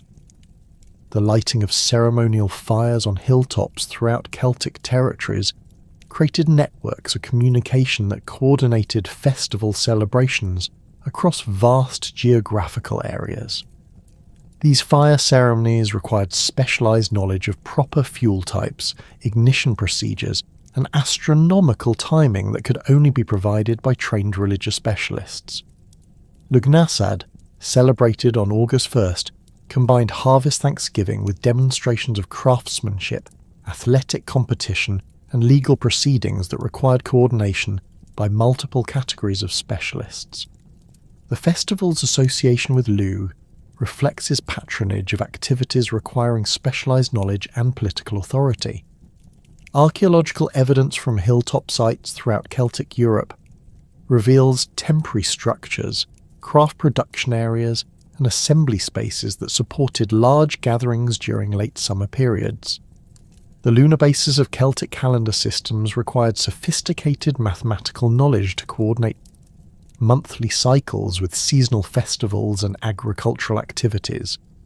The Coligny calendar demonstrates mastery of intercalation procedures that maintained synchronization between lunar months and the solar year over extended periods.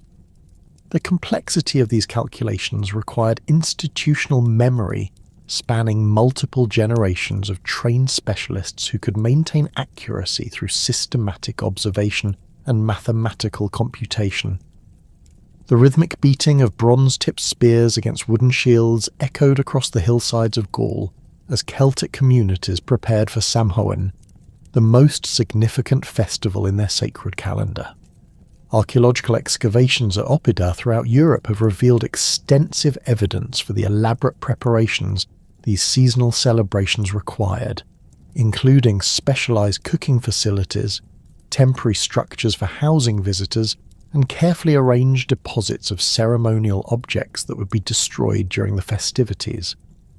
The coordination of these massive community gatherings demanded sophisticated organizational capabilities that could only be provided by trained religious specialists who understood both the practical logistics and spiritual requirements of seasonal ceremonies. The four major festivals that structured the Celtic year, Samhain, Imbolc, Beltane, and Lugnasad, represented far more than simple agricultural markers or religious observances. These celebrations functioned as crucial mechanisms for social cohesion, economic exchange, and political negotiation that brought together communities from across tribal territories. The timing of these festivals, determined through careful astronomical observation, required coordination between multiple categories of specialists, including astronomers who calculated optimal dates, legal experts who supervised contract negotiations, and religious authorities who ensured proper ceremonial protocols were observed. Samhain, celebrated during the transition from October to November, marked the beginning of the dark half of the year when the boundary between the living world and the realm of the dead became most permeable. Archaeological evidence from Celtic settlements shows dramatic increases in ritual activity during this period, including the slaughter of livestock for winter preservation, the brewing of ceremonial beverages, and the preparation of special foods that would sustain communities through the approaching cold season.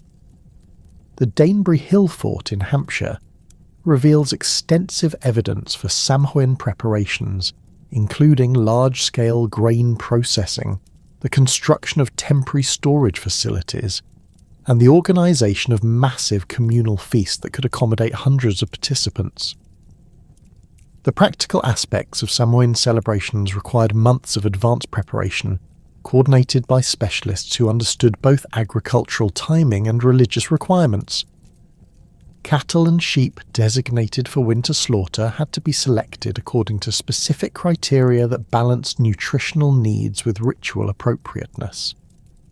The animals chosen for ceremonial sacrifice required particular physical characteristics and genealogical backgrounds that qualified them for divine offering. Archaeological analysis of animal bones from Celtic sites reveals systematic selection patterns that indicate specialised knowledge of livestock breeding and religious protocols governing animal sacrifice.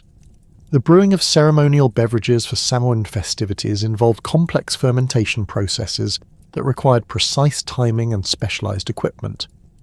Archaeological discoveries at the Hochdorf burial site included bronze cauldrons with residues of fermented honey beverages, while similar vessels from sites across Celtic Europe contain evidence for various alcoholic drinks, including barley beer, fruit wines, and herb-infused spirits.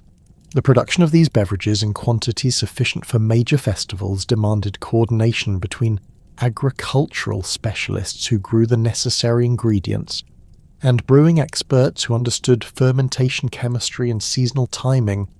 The divination ceremonies that formed central components of Samhain observances required extensive preparation of specialised equipment and careful training of participants in proper interpretation techniques. Archaeological discoveries of divination sets from Celtic sites include collections of marked bones, carved wooden lots, and bronze implements designed for specific fortune-telling procedures. The Colchester divination set, discovered in a 1st century BC burial, contained over 30 individual pieces including dice-like objects marked with various symbols, small bronze figurines representing different categories of supernatural beings, and containers designed for the ritual casting of lots. The interpretation of divination results demanded extensive knowledge of symbolic systems, mythological references, and legal precedents that could only be acquired through years of specialised training. The consistency of divinatory symbols across geographically separated Celtic sites suggests standardised educational curricula that transmitted interpretive knowledge through networks of trained specialists. Bone dice discovered at sites from Scotland to Spain show identical marking systems and manufacturing techniques that indicate coordinated production by craftsmen working according to established religious specifications. Imbolc, celebrated at the beginning of February, focused on purification rituals and preparation for the agricultural year that required coordination between religious specialists and farming communities. The festival's association with Brigid, the goddess of smithcraft, healing and poetry, reflects the integration of practical skills with supernatural inspiration that characterised Celtic approaches to specialised knowledge. Archaeological evidence from sites dedicated to Brigid worship reveals workshops, healing facilities, and educational centres that supported communities of practitioners who maintained her ceremonial traditions. The purification ceremonies central to Imbolc observances involved the ritual cleansing of agricultural tools, livestock, and human participants through contact with specially prepared waters and ceremonial fires. The sacred wells at Bath and other healing sanctuaries show evidence of increased activity during early February, including deposits of votive offerings and the performance of healing rituals that combined practical medicine with supernatural intervention. The preparation of purification waters required knowledge of specific herbs, minerals, and ceremonial procedures that could only be provided by trained specialists familiar with both botanical properties and religious protocols. The blessing of agricultural implements during Imbolc ceremonies ensured divine protection for the coming planting season, while providing opportunities for technical instruction in improved farming methods.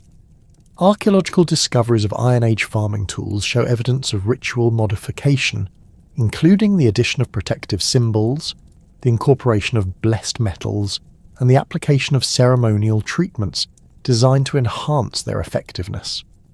The coordination of these blessing ceremonies required cooperation between religious specialists who understood divine requirements and craftsmen who possessed technical knowledge of tool construction and maintenance.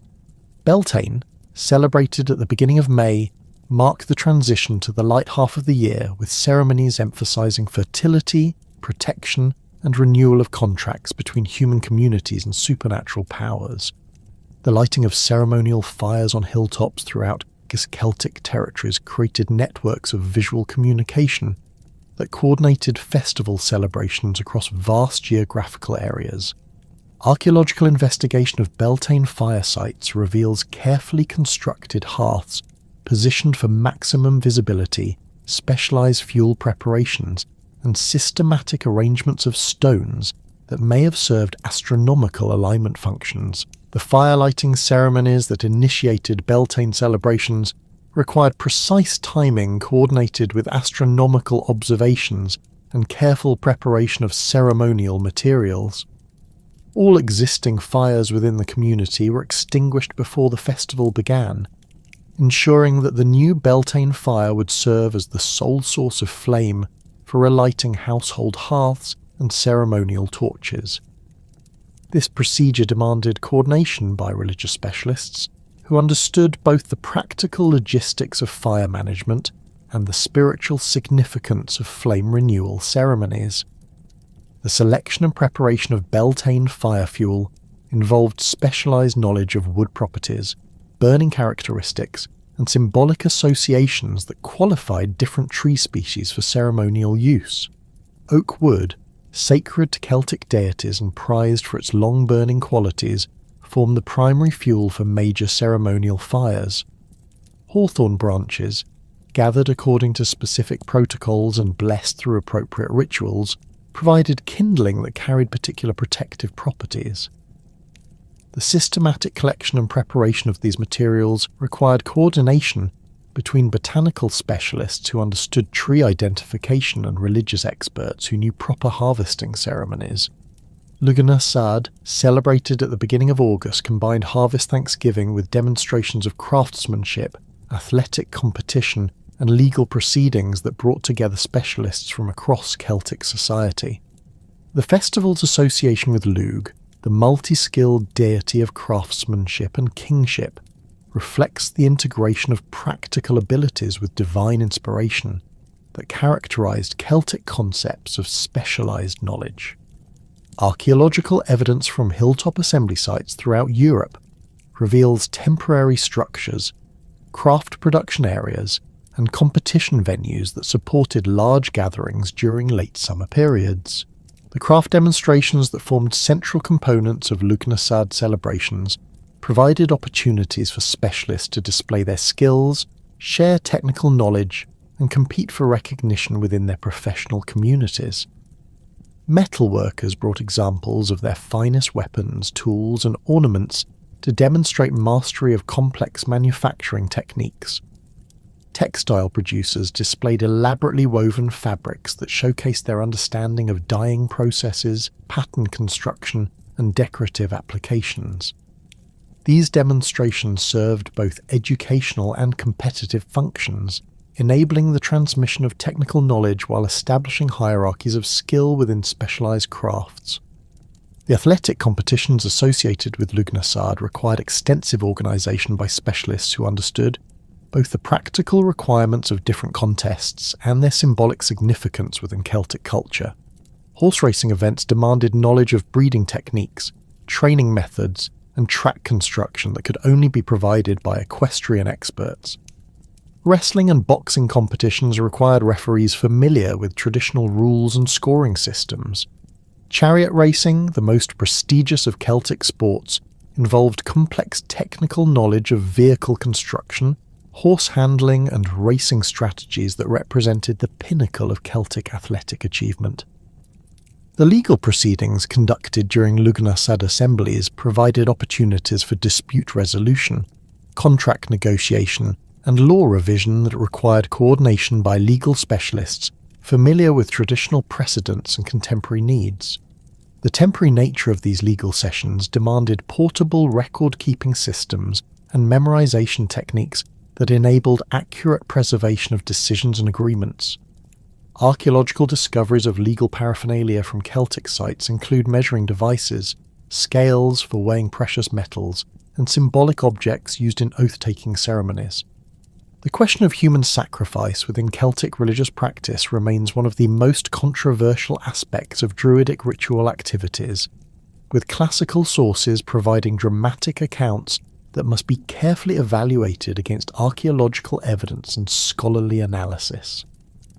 Caesar's descriptions of mass human sacrifice, including the construction of enormous wicker figures filled with living victims, represent some of the most sensational claims about Celtic religious practices. However, these accounts must be examined within the context of Roman political propaganda and cultural prejudices that routinely portrayed non-Roman peoples as practitioners of barbaric customs that justified military intervention. Archaeological evidence for human sacrifice in Celtic contexts does exist, but the scale and systematic nature described by classical authors appear significantly exaggerated. Bog bodies discovered across northern Europe provide clear evidence that ritual human sacrifice occurred within Celtic religious practice, but these isolated discoveries hardly support claims of widespread routine mass sacrifice. The Lindo Man, discovered in a Cheshire bog and dating to the 1st century AD, shows evidence of ritual killing including a garrote around the neck, blunt force trauma to the head, and a slit throat that suggests ceremonial execution according to specific protocols. The forensic analysis of bog bodies reveals sophisticated understanding of ritual killing procedures that required specialized knowledge to execute properly. The Graubal Man, discovered in Denmark and dating to the 3rd century BC, shows evidence of careful preparation including ritual shaving and the consumption of specific foods before death. The preservation conditions in peat bogs have maintained stomach contents that reveal final meals consisting of grains, seeds, and herbs that may have held ritual significance. These discoveries suggest that human sacrifice, when it occurred, followed established protocols that required training and religious authority to implement correctly. The interpretation of archaeological evidence for human sacrifice must consider alternative explanations, including judicial execution, warfare casualties, and accidental deaths that might produce similar physical evidence. The concentration of bog body discoveries in areas of Celtic settlement does suggest cultural practices that involved the deliberate deposition of human remains in watery environments, but the specific circumstances of individual deaths remain difficult to determine from archaeological evidence alone. The ritual treatment of some bog bodies, including the careful positioning of remains and the inclusion of personal objects, indicates ceremonial rather than casual disposal of corpses. Divination practices formed essential components of Celtic religious activities that required extensive training in observation techniques, symbolic interpretation, and communication with supernatural powers. The methods employed by Celtic diviners encompassed multiple approaches to obtaining supernatural guidance, including the observation of natural phenomena, the interpretation of animal behaviour, and the casting of specially prepared lots or dice. Archaeological discoveries of divination equipment from Celtic sites reveal sophisticated understanding of probability, symbolic systems, and ritual procedures that enabled systematic approaches to fortune-telling activities. Augury, the interpretation of bird flight patterns and behaviour, represented one of the most prestigious forms of Celtic divination that required extensive knowledge of avian species, seasonal migration patterns, and behavioural indicators that revealed supernatural messages. The training required for competent augury practice involved years of field observation, memorization of interpretive precedents, and understanding of symbolic associations between different bird species and categories of divine communication. The consistency of augural interpretations across Celtic territories suggests standardized educational curricula that transmitted this specialized knowledge through networks of trained practitioners. The observation techniques employed in Celtic augury involved systematic attention to multiple variables including flight directions, flock formations, calling patterns, and behavioural anomalies that might indicate supernatural intervention in natural processes. The positioning of observation points at specific locations within sacred landscapes enabled augurs to conduct their observations under optimal conditions while maintaining proper ritual protocols. Archaeological investigation of hilltop sites throughout Celtic Europe has revealed circular stone arrangements that may have served as augural observation platforms positioned for maximum visibility of sky phenomena. Scrying, the practice of divination through observation of reflective surfaces including water, polished metal, and crystal formations, required specialized equipment and controlled environmental conditions that enabled practitioners to perceive supernatural visions. Archaeological discoveries of scrying mirrors from Celtic sites include polished bronze discs, silver-backed glass surfaces, and naturally occurring crystal formations that were modified for divinatory use. The preparation and maintenance of scrying equipment required technical knowledge of metallurgy, optics, and surface treatment that could only be acquired through specialized training. The interpretation of scrying visions demanded extensive knowledge of symbolic systems, mythological references, and personal psychology that enabled practitioners to translate ambiguous visual impressions into coherent, prophetic messages. The training required for competent scrying practice involved meditation techniques, memory exercises, and systematic study of interpretive frameworks that provided structure for understanding supernatural communications. The consistency of scrying symbolism across Celtic territories suggests coordinated educational systems that transmitted interpretive knowledge through established institutional networks. Healing practices within Celtic society integrated herbal medicine, surgical procedures, and spiritual intervention through sophisticated theoretical frameworks that combined empirical observation with supernatural causation. The medical knowledge maintained by Celtic healers encompassed detailed understanding of human anatomy, plant pharmacology, and therapeutic procedures that enabled effective treatment of various conditions. Archaeological evidence from healing sanctuaries throughout Celtic Europe reveals the institutional structures that supported medical practice, including specialized facilities, equipment storage, and educational programs for training new practitioners. The herbal medicine traditions maintained by Celtic healers involved extensive botanical knowledge including plant identification, optimal harvesting times, preparation methods, and therapeutic applications that required years of study to master completely.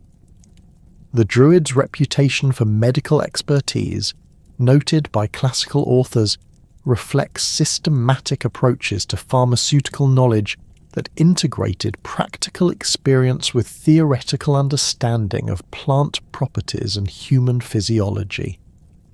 Archaeological discoveries of medicinal plants at Celtic sites reveal sophisticated understanding of pharmacological principles that enabled effective treatment of various medical conditions. The surgical capabilities of Celtic medical practitioners included procedures for treating battle wounds, setting broken bones, and performing operations that required detailed anatomical knowledge and technical skill. Archaeological analysis of skeletal remains from Celtic sites reveals evidence of successful surgical interventions including trepanation procedures, bone setting, and wound treatment that enabled patients to survive serious injuries. The tools discovered at Celtic medical sites include bronze scalpels, bone needles, and specialized instruments designed for specific surgical procedures that demonstrate advanced understanding of medical technology. The integration of spiritual intervention with practical medical treatment reflects Celtic concepts of disease causation that encompassed both physical and supernatural factors requiring coordinated, therapeutic approaches. The healing sanctuaries dedicated to deities like Sulis and Sequana provided locations where medical treatment could be combined with religious ceremonies designed to address supernatural aspects of illness. The votive offerings deposited at these sites include anatomical representations of healed body parts that demonstrate the systematic integration of divine intervention with practical medical care. The therapeutic procedures employed at Celtic healing sanctuaries involved ritual purification, herbal treatment, and ceremonial activities that addressed both physical symptoms and spiritual causes of illness. The preparation of therapeutic waters at sacred springs required knowledge of mineral properties, herbal additives, and ceremonial procedures that enhanced the healing effectiveness of natural resources. The coordination of these therapeutic activities demanded cooperation between medical specialists who understood practical treatment methods and religious experts who could ensure proper spiritual protocols were observed during healing ceremonies. The methodical dismantling of Druidic institutions began not with dramatic military campaigns, but through calculated administrative measures implemented by Roman governors who understood that Celtic resistance drew its organisational strength from religious networks that transcended tribal boundaries. Tiberius, during his reign from 14 to 37 AD, initiated the first systematic restrictions on Druidic activities throughout Gaul, recognising that these religious specialists posed a fundamental threat to Roman administrative control through their ability to coordinate opposition across vast geographical areas and maintain alternative systems of law and justice that competed directly with Roman legal authority. The Tiberian restrictions focused primarily on limiting Druidic judicial functions and preventing the assembly of large religious gatherings that could serve as covers for political organisation.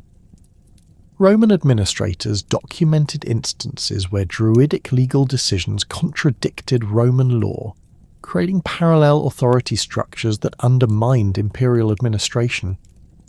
The prohibition of major religious assemblies targeted the annual gatherings at sacred sites like the Conutus territory, where representatives from across the Celtic world had traditionally convened to coordinate religious policy and resolve intertribal disputes. These assemblies had functioned as de facto political conferences that enabled coordinated resistance to Roman rule, while maintaining the appearance of purely religious activities. Archaeological evidence from Gallic Oppida during the Tiberian period reveals gradual changes in material culture that reflect increasing Roman influence over elite Celtic society. The traditional Celtic coinages that had featured indigenous deities and tribal symbols were progressively replaced by Roman-style issues that emphasized imperial authority and Roman religious themes. Excavations at sites like Bibracte show declining evidence for traditional Celtic religious activities during the 20s and 30s AD, including reduced deposits of votive offerings and the abandonment of sacred spaces that had been maintained for centuries. The economic pressures accompanying Tiberian religious restrictions created additional incentives for Celtic elites to abandon traditional practices in favour of Roman alternatives. The lucrative opportunities available through collaboration with Roman administration attracted ambitious individuals who recognised that advancement within the imperial system required demonstration of loyalty to Roman values and rejection of indigenous traditions. The archaeological record from elite Celtic burials during this period shows increasing adoption of Roman burial practices, including cremation rather than inhumation, and the inclusion of Roman luxury goods rather than traditional Celtic prestige objects. Claudius's formal prohibition of Druidism around 54 AD represented a dramatic escalation in Roman suppression efforts that transformed administrative restrictions into outright religious persecution backed by military enforcement. The Claudian edict specifically targeted the practice of Druidism as a barbarous superstition incompatible with Roman civilization, providing legal justification for the arrest and execution of individuals identified as Druidic practitioners. The timing of this prohibition coincided with Claudius's British campaigns. suggesting coordinated efforts to eliminate Druidic influence both in conquered Gaul and in territories targeted for future conquest. The legal framework established by the Claudian prohibition created mechanisms for identifying and prosecuting Druidic practitioners that relied heavily on denunciations by informants seeking rewards or settling personal grievances. Roman administrators established procedures for investigating accusations of Druidic activity that included examination of suspects' knowledge of traditional Celtic lore, their familiarity with astronomical calculations, and their ability to recite lengthy passages of oral tradition. These investigative techniques effectively criminalized the possession of traditional Celtic intellectual knowledge, forcing educated individuals to choose between preserving their cultural heritage and ensuring their personal safety. The enforcement of Claudian anti-Druidic legislation required extensive cooperation between Roman military forces and local collaborators who could identify suspected practitioners and provide testimony regarding their activities. Archaeological evidence from Gallic settlements during the 50s AD shows increased Roman military presence at sites previously associated with Celtic religious activities, including the construction of Roman-style fortifications near traditional sacred groves and the establishment of military posts controlling access to important pilgrimage routes. These security measures effectively disrupted the networks of communication and coordination that had enabled Druidic institutions to maintain their influence across tribal boundaries. The political motivations underlying Roman persecution of Druidism extended beyond simple religious intolerance to encompass strategic concerns about imperial security and administrative efficiency. Roman governors recognized that Druidic institutions provided alternative sources of authority that could challenge imperial control during periods of political instability or military weakness. The ability of Druids to coordinate resistance activities across tribal boundaries posed particular threats during succession crises or frontier wars when Roman military resources were stretched thin. The systematic elimination of these potential opposition leaders represented prudent imperial policy rather than religious fanaticism. The intelligence networks maintained by Druidic institutions posed additional security concerns for Roman administrators who struggled to monitor communications between geographically separated Celtic communities. The annual assemblies and educational exchanges that characterized traditional Druidic organization created opportunities for the transmission of sensitive political information, including Roman military movements, administrative policies, and strategic weaknesses that could be exploited by hostile forces. The disruption of these communication networks through religious persecution served important military objectives that justified the resources devoted to anti-Druidic campaigns. Suetonius Paulinus' appointment as governor of Britain in 58 AD brought to the province a commander specifically chosen for his experience in counter-insurgency operations and his willingness to employ extreme measures against civilian populations suspected of supporting resistance activities. Paulinus had previously served in Mauritania, where he had developed tactics for combating guerrilla warfare in mountainous terrain and had demonstrated his ability to coordinate complex military operations across difficult geographical obstacles. His selection for the British command reflected imperial recognition that the conquest of the island would require elimination of the Druidic strongholds that served as centres of organised resistance to Roman rule.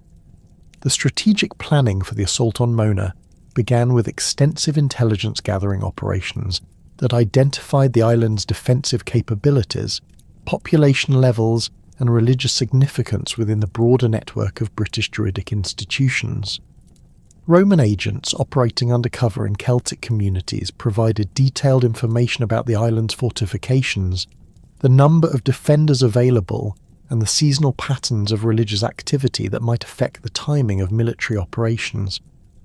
This intelligence revealed that Mona served not merely as a religious centre, but as a coordinated military headquarters where resistance leaders from across Britain gathered to plan anti-Roman activities. The logistical preparations for the Mona campaign required solutions to complex problems of amphibious warfare in treacherous tidal waters where conventional Roman naval tactics were inadequate. The Menai Strait presented formidable obstacles, including strong currents, shifting sandbanks, and tidal ranges that could strand vessels or prevent coordinated landings. Roman engineers developed specialized shallow draft vessels capable of navigating these waters while carrying sufficient troops and equipment to establish beachheads against determined resistance. The construction of these vessels required months of preparation, using materials and craftsmen transported from across the Roman Empire. The intelligence reports regarding Mona's defences revealed sophisticated fortification systems that combined natural geographical advantages with constructed barriers designed to channel attacking forces into predetermined killing zones. The island's defenders had constructed wooden palisades along the shoreline, positioned artillery engines at strategic points, and prepared obstacles in the shallow waters that would impede Roman landing craft. These defensive preparations demonstrated military engineering capabilities that reflected coordination by experienced commanders familiar with Roman tactical methods and siege warfare techniques. The Roman assault on Mona in 60 AD unfolded as a carefully orchestrated operation that combined naval landings with psychological warfare designed to overcome the supernatural terror that Celtic defenders hoped to inspire in their attackers. Tacitus's account describes the initial Roman hesitation when confronted by the otherworldly spectacle of white-robed Druids raising their arms to invoke divine curses, while women dressed in funeral garments ran among the defenders, carrying torches and shrieking incantations. This psychological dimension of the battle reflected deliberate Celtic tactics designed to exploit Roman superstitions and religious anxieties that might cause attacking forces to falter at crucial moments. The breakthrough in Roman morale came when Suetonius personally exhorted his troops to overcome their fears and advance against what he characterized as theatrical displays designed to conceal military weakness rather than genuine supernatural powers. The Roman advance, once initiated, proved devastating against defenders who had relied primarily on psychological intimidation rather than conventional military tactics. The superior Roman training, equipment, and tactical coordination overwhelmed Celtic resistance despite the defenders' intimate knowledge of local terrain and their desperate motivation to protect their most sacred religious sites. The systematic destruction that followed the Roman victory on Mona represented deliberate cultural warfare designed to eliminate the institutional foundations of British Druidic resistance. Roman forces cut down the sacred groves where generations of Druids had conducted their most important ceremonies, destroyed the altars where sacrificial rituals had been performed, and burned the libraries of wooden tablets that contained the accumulated wisdom of Celtic intellectual tradition. The archaeological record from Anglesey shows evidence of massive fires during this period, including layers of ash and charcoal that mark the destruction of wooden structures and organic materials associated with religious activities. The discovery of human remains at Druidic sites on Mona provided Roman commanders with propaganda materials that justified their extreme measures against Celtic religious institutions. Tacitus specifically mentions altars soaked with human blood and groves where victims had been hanged, descriptions that supported Roman claims about the barbarous nature of Druidic practices. However, the archaeological evidence for human sacrifice at these sites remains limited and ambiguous, suggesting that Roman accounts may have exaggerated the scale and systematic nature of such practices to justify their comprehensive destruction of Celtic religious institutions. The timing of the Mona assault proved catastrophic for Roman control over eastern Britain, where Boudicca's rebellion erupted while Suetonius's forces were engaged in destroying Druidic strongholds on the distant island. The coordination between these events was not coincidental but reflected careful planning by Celtic resistance leaders who recognized that Roman military resources could not simultaneously suppress uprisings in multiple regions. The Druidic networks that had coordinated this strategic timing demonstrated their continued effectiveness despite years of Roman persecution and their ability to maintain communications across vast geographical distances. Boudica's rebellion revealed the extent to which Druidic institutions had succeeded in organising coordinated resistance to Roman rule throughout Britain. The uprising began among the Iceni following the Roman seizure of tribal lands and the brutal treatment of the royal family, but it quickly spread to other tribes who had been prepared for coordinated action through Druidic networks of communication and organisation. The rebels' ability to coordinate simultaneous attacks on Roman settlements across eastern Britain demonstrated sophisticated planning capabilities that could only have been provided by experienced military and political advisors. The religious dimensions of Boudica's rebellion included specific targeting of Roman religious sites and symbols that reflected Druidic influence over the uprising's strategic objectives. The rebels systematically destroyed Roman temples, defaced imperial statues, and conducted ceremonies that inverted Roman religious practices through deliberate sacrilege, designed to demonstrate the impotence of Roman gods. These actions went beyond simple military objectives to encompass religious warfare that sought to undermine Roman spiritual authority alongside their political and military control. The massacre of Roman civilians at Camulodunum, Londinium, and Verulamium involved ritual elements that reflected Druidic concepts of appropriate sacrifice to Celtic deities who had been offended by Roman occupation. Archaeological evidence from these sites reveals systematic destruction that followed specific patterns, including the targeting of particular building types, the arrangement of human remains according to ceremonial protocols, and the deposition of Roman objects in ways that suggested ritual rather than random violence. These patterns indicate that the rebellion's violence was guided by religious specialists who understood appropriate procedures for appeasing Celtic gods through the destruction of their enemies. The ultimate failure of Boudica's rebellion resulted partly from the rebels' inability to maintain coordinated strategy once Roman forces returned from Mona and concentrated their efforts on suppressing the uprising. The destruction of Druidic leadership on Anglesey had eliminated crucial coordination capabilities that might have enabled more effective resistance to Roman counterattacks. The scattered nature of Celtic forces following their initial victories reflected the loss of institutional structures that had previously enabled coordinated military planning across tribal boundaries. The Roman victory over Boudica's forces at the Battle of Watling Street demonstrated the military superiority of disciplined professional soldiers over tribal warriors, despite the rebels' numerical advantages and desperate motivation. The tactical coordination displayed by Roman forces under Suetonius' command contrasted sharply with the individualistic fighting style of Celtic warriors who lacked the institutional training and organisational structures necessary for sustained military campaigns against professional armies. This military defeat effectively ended organised Celtic resistance to Roman rule in southern Britain and eliminated the political context within which Druidic institutions could function effectively.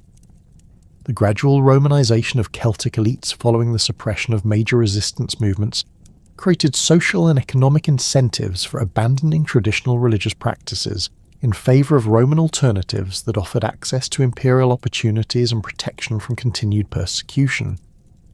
The construction of Roman-style villas, the adoption of Roman educational systems, and the participation in Roman religious cults provided pathways for social advancement that required demonstration of loyalty to imperial values and rejection of indigenous traditions.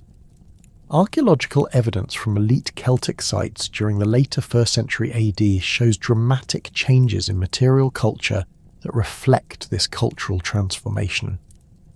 The economic benefits of collaboration with Roman administration attracted ambitious individuals who recognized that traditional Celtic social structures offered limited opportunities for advancement compared to the imperial system's meritocratic elements.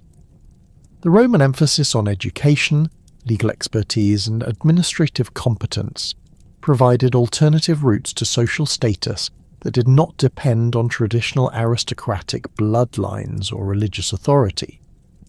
Young Celts who might previously have sought Druidic training increasingly pursued Roman education that offered practical advantages in the evolving political and economic environment. The urban centres established by Roman administration created new social environments where traditional Celtic religious practices became increasingly marginalised and irrelevant to daily life. The Roman emphasis on public buildings, commercial activities and administrative functions created social contexts that favoured Roman cultural practices over indigenous traditions.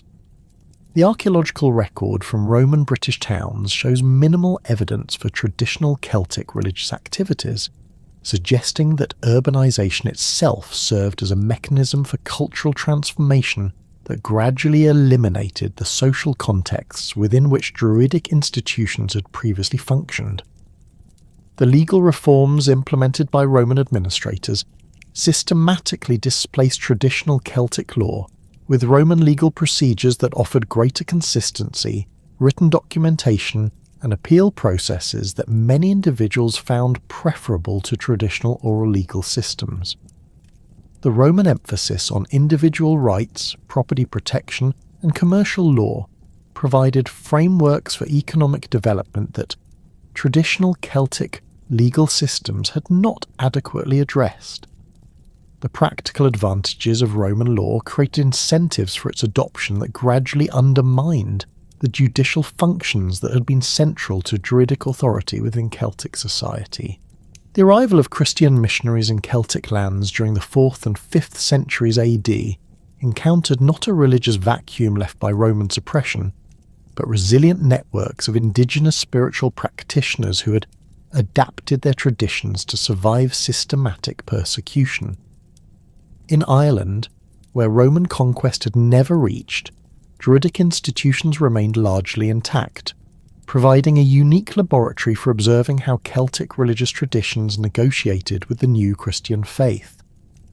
The missionary activities of figures like St. Patrick, beginning around 432 AD, revealed the sophisticated theological and intellectual capabilities of Irish Druids who engaged in complex debates about cosmology, ethics, and divine authority that demonstrated their continued vitality as a learned class. Archaeological evidence from 5th century Irish settlements reveals the gradual transformation of traditional Celtic religious sites rather than their abandonment. At Tara, the ancient seat of Irish high kingship, excavations have uncovered Christian burials positioned alongside earlier pagan interments, suggesting a period of religious coexistence rather than immediate replacement. The famous Lia Fail, or Stone of Destiny, continued to function in royal inauguration ceremonies that blended Christian blessing with traditional Celtic concepts of sacred kingship.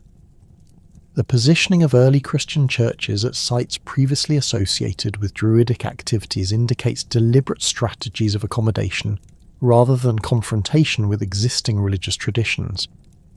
The conversion strategies employed by early Christian missionaries demonstrated sophisticated understanding of Celtic religious psychology and social organisation.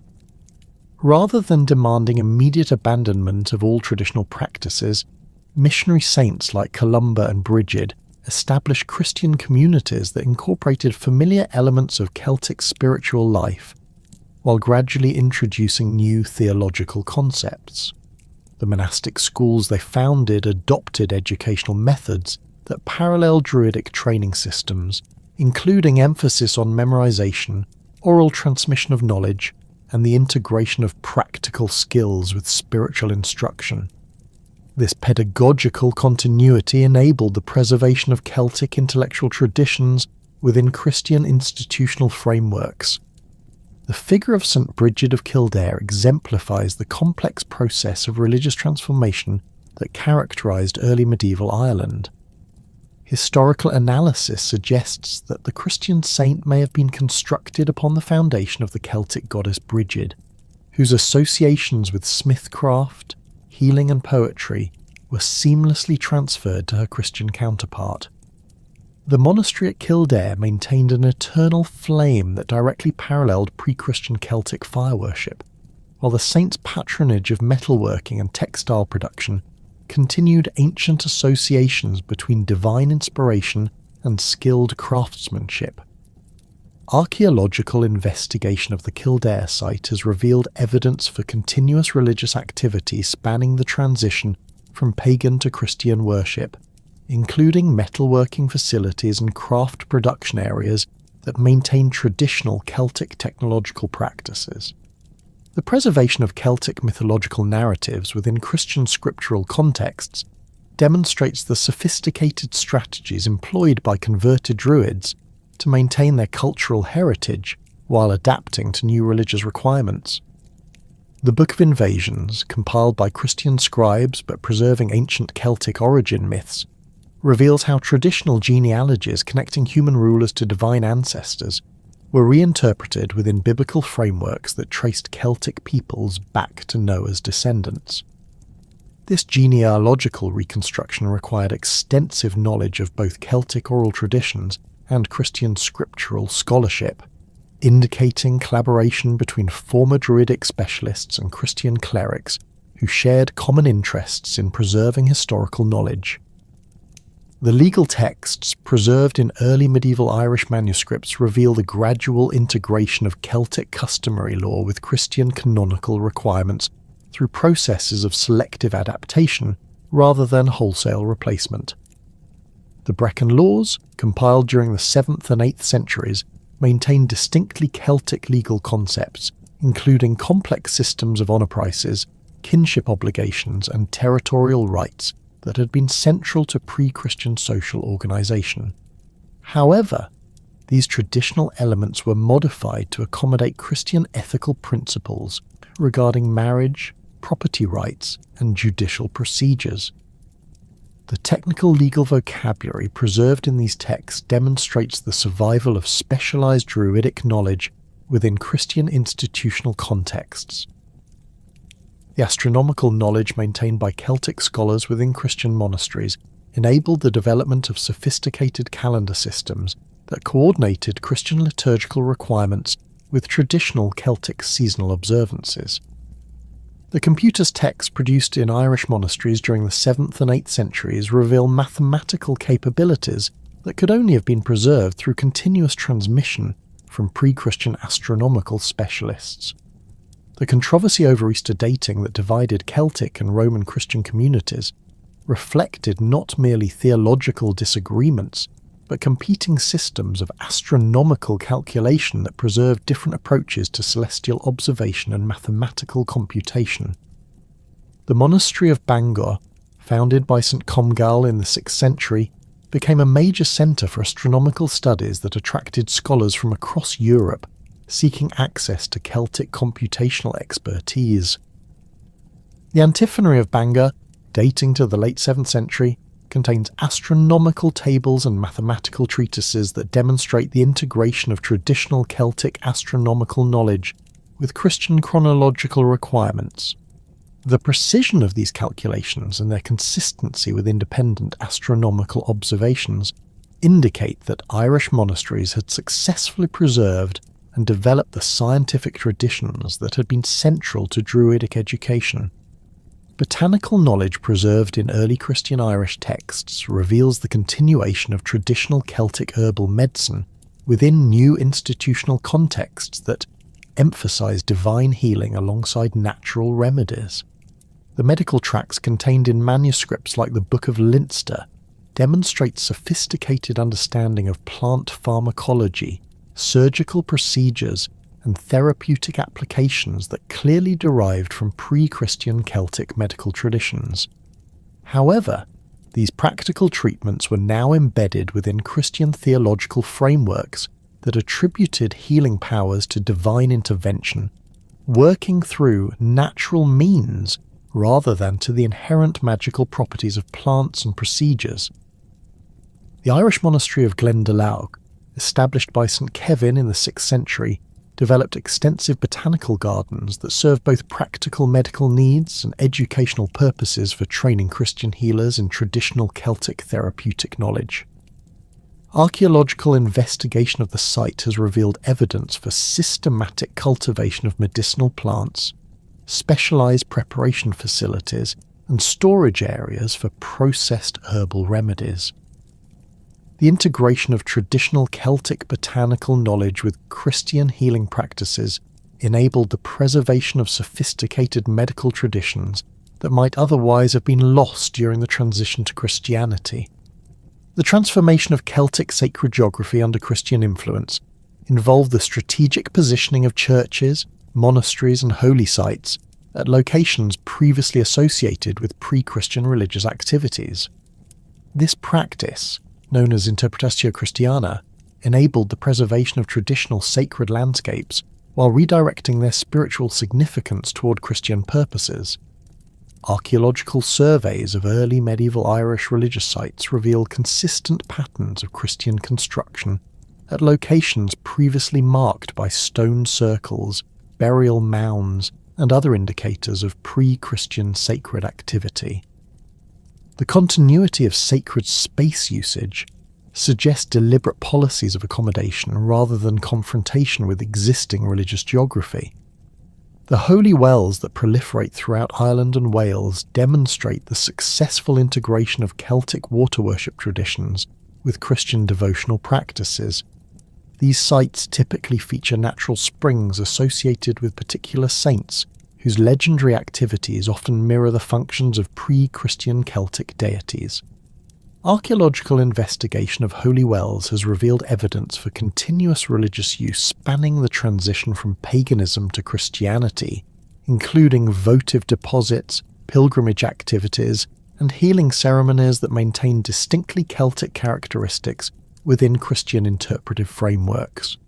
The ritual procedures observed at these sites, including directional circuits, specific prayers, and seasonal celebrations, preserve ancient Celtic ceremonial patterns adapted to Christian theological requirements. The Welsh monastery of Llantwit Major, founded by St Illtyd in the late 5th century, became a crucial centre for the preservation and transmission of Celtic scholarly traditions within Christian educational contexts. The school established at Llantwit attracted students from across Britain and Ireland who sought access to both Christian theological instruction and traditional Celtic intellectual disciplines, including law, medicine, astronomy, and poetry. The curriculum developed at Llantwit integrated Christian scriptural studies with traditional Celtic educational methods, enabling the preservation of indigenous intellectual traditions within new institutional frameworks. The scholarly activities at Llantwit Major produced some of the most important early medieval Welsh texts that preserve Celtic historical and legal traditions within Christian literary contexts. The compilation of Welsh law codes during the 10th century drew heavily upon traditional Celtic legal concepts that had been preserved and developed within Christian monastic schools. The technical legal vocabulary and procedural details contained in these texts demonstrate the successful transmission of specialized Druidic knowledge through Christian educational institutions that maintained continuity with pre-Christian intellectual traditions. The development of Celtic Christianity in Scotland reveals similar patterns of accommodation and transformation that enabled the preservation of indigenous religious and intellectual traditions within Christian institutional frameworks.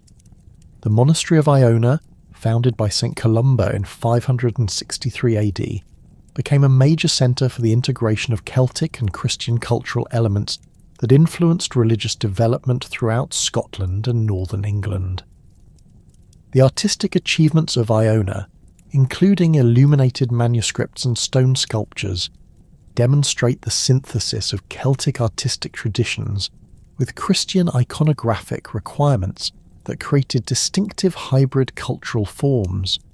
The Book of Kells, produced at Iona and related Celtic monasteries during the 8th and 9th centuries, exemplifies the sophisticated integration of Celtic artistic traditions with Christian theological content.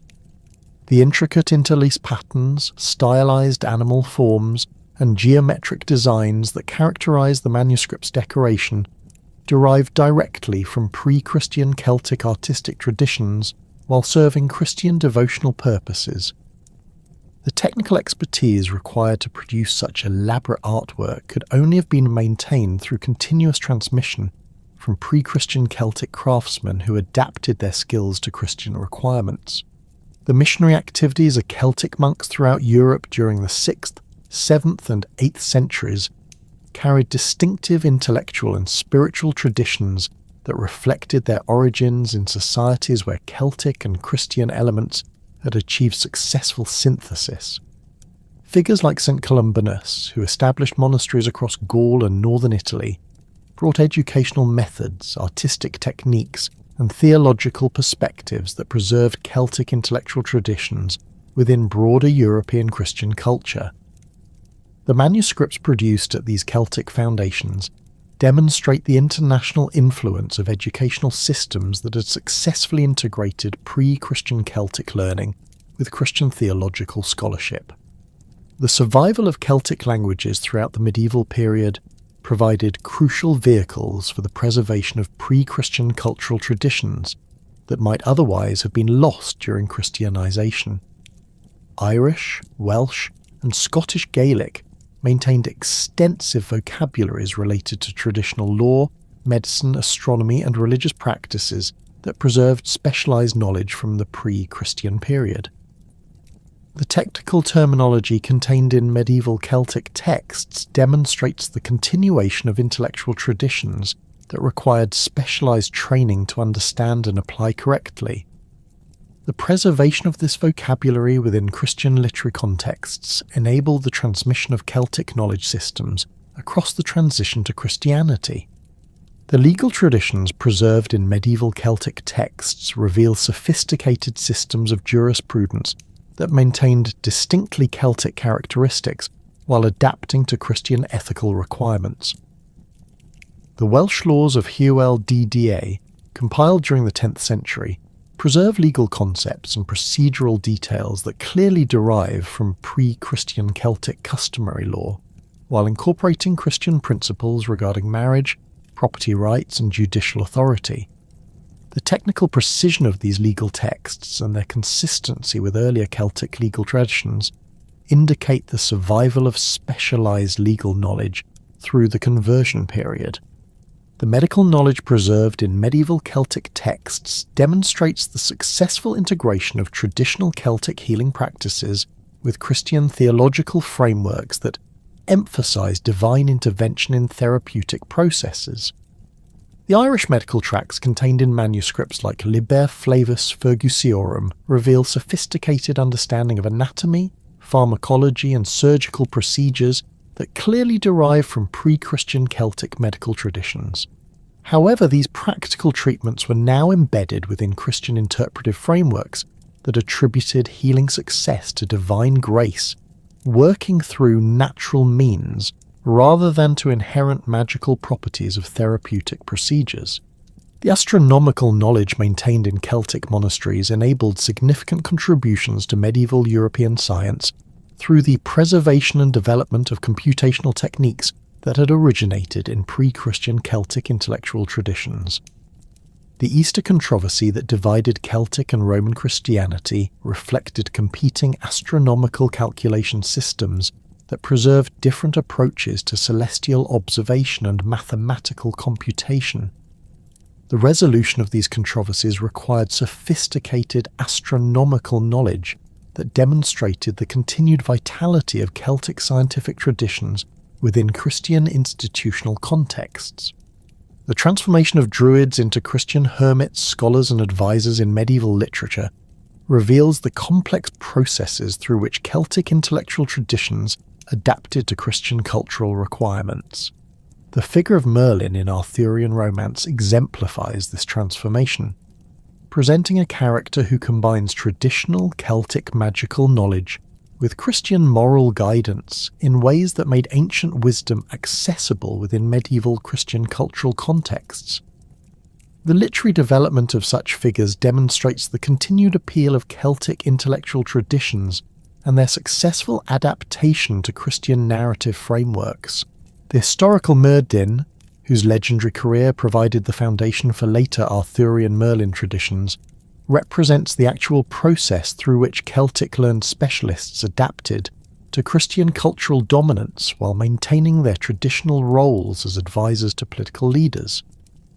Welsh texts describe Myrddin as a bard and prophet who served various kings while maintaining knowledge of traditional Celtic wisdom, including prophecy, natural philosophy, and historical memory.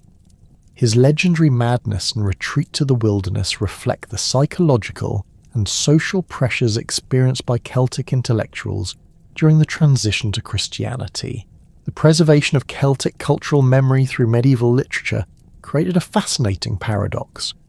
While historical Druidism had been systematically suppressed by Roman conquest and gradually transformed by Christian conversion, the literary imagination of medieval writers began constructing increasingly elaborate and romanticized portraits of these ancient figures that bore little resemblance to their historical counterparts. This literary transformation occurred primarily through Welsh and Irish manuscript traditions that, while claiming to preserve ancient wisdom, actually reflected the cultural anxieties and intellectual preoccupations of medieval Christian society more than authentic pre-Christian Celtic religious practices. The Mabinogion, compiled from earlier oral traditions during the 11th and 12th centuries, presents Druids as mysterious figures possessing supernatural knowledge and magical abilities that far exceeded anything described in classical sources or supported by archaeological evidence. The four branches of the Mabinogi contain characters like Math Fab Mathunwi, described as a master of enchantment who could transform humans into animals and create living beings from flowers and vegetation. These literary portraits emphasize magical transformation and supernatural manipulation of natural forces, rather than the historical Druidic functions of legal arbitration, education, and religious ceremony documented in earlier sources. The literary development of Druidic characters in Welsh medieval texts reveals systematic expansion of their supposed capabilities to include powers that classical authors had never attributed to historical Druids. The figure of Gwydion in the fourth branch of the Mabinogi demonstrates abilities including shape-shifting, illusion creation, and the animation of inanimate objects that reflect medieval European folklore traditions rather than authentic Celtic religious practices. Archaeological evidence from Celtic sites shows no material culture associated with the elaborate magical practices described in these literary sources, suggesting that medieval writers were creating fantasy figures rather than preserving historical traditions. The narrative structure of these Welsh tales consistently portrays Druidic figures as operating outside normal social constraints and possessing knowledge that transcends ordinary human understanding. The character of Manawydan in the third branch demonstrates abilities to curse entire kingdoms, create phantom armies, and manipulate agricultural fertility through supernatural means that bear no relationship to the historical Druidic functions documented in classical sources. These literary developments reflect medieval Christian concepts of supernatural power rather than authentic pre-Christian Celtic religious beliefs and practices. The Irish manuscript tradition developed parallel romanticized portraits of Druidic figures that emphasize their roles as prophets and advisors to legendary kings, while attributing to them magical abilities that exceeded anything documented in historical sources. The Ulster Cycle, compiled during the 8th through 12th centuries, presents Druids as essential characters in heroic narratives who possess the ability to predict future events, control weather patterns, and influence the outcomes of battles through supernatural intervention. The figure of Cathbad, advisor to King Conchobar mac Nessa, demonstrates prophetic abilities that enable him to foresee the tragic consequences of various actions while possessing magical knowledge that allows him to alter natural processes. The literary portrayal of Cathbad in the Tainbo Bo Cuailnge reveals systematic expansion of Druidic capabilities beyond their historical functions, to include powers of divination that could predict specific future events with perfect accuracy. The text describes Cathbad's ability to determine the exact consequences of particular actions, including the tragic fate that would befall the warrior Cuchulainn if he took up arms on a specific day. These prophetic abilities reflect medieval literary conventions regarding wise advisors rather than authentic Celtic religious practices documented in historical sources. The educational functions attributed to literary Druids in Irish texts demonstrate significant expansion beyond the historical 20-year training period described by Caesar to include instruction in magical arts that have no basis in documented Celtic religious practices. The figure of Fintan mac Bocra, described as surviving multiple world ages and possessing complete knowledge of Irish history from creation to the present, represents literary elaboration that transforms historical Druidic educational functions into supernatural omniscience. These literary developments reflect medieval Christian concepts of divine revelation rather than authentic Celtic intellectual traditions. Geoffrey of Monmouth's Historia Regum Britanniae, completed around 1136, represents the most influential medieval transformation of Celtic learned figures through its creation of Merlin as the archetypal wizard advisor, whose supernatural abilities far exceeded anything attributed to historical Druids.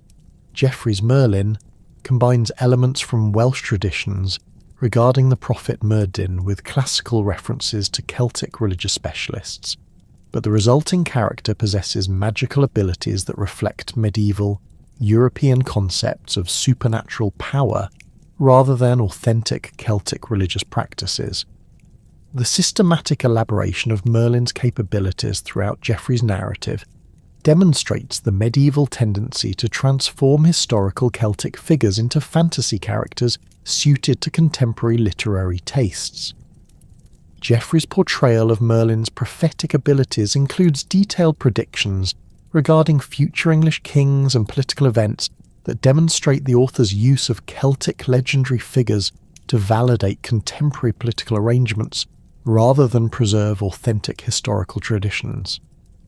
The prophecies of Merlin, incorporated into the Historia Regum Britanniae, present elaborate allegorical predictions that reflect 12th century political concerns rather than authentic Celtic prophetic traditions.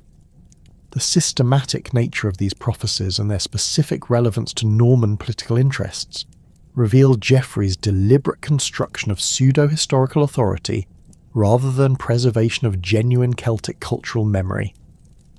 The magical abilities attributed to Merlin in Geoffrey's narrative include the transportation of massive stone monuments from Ireland to England, the transformation of human appearance to enable deception, and the manipulation of natural forces to achieve military objectives.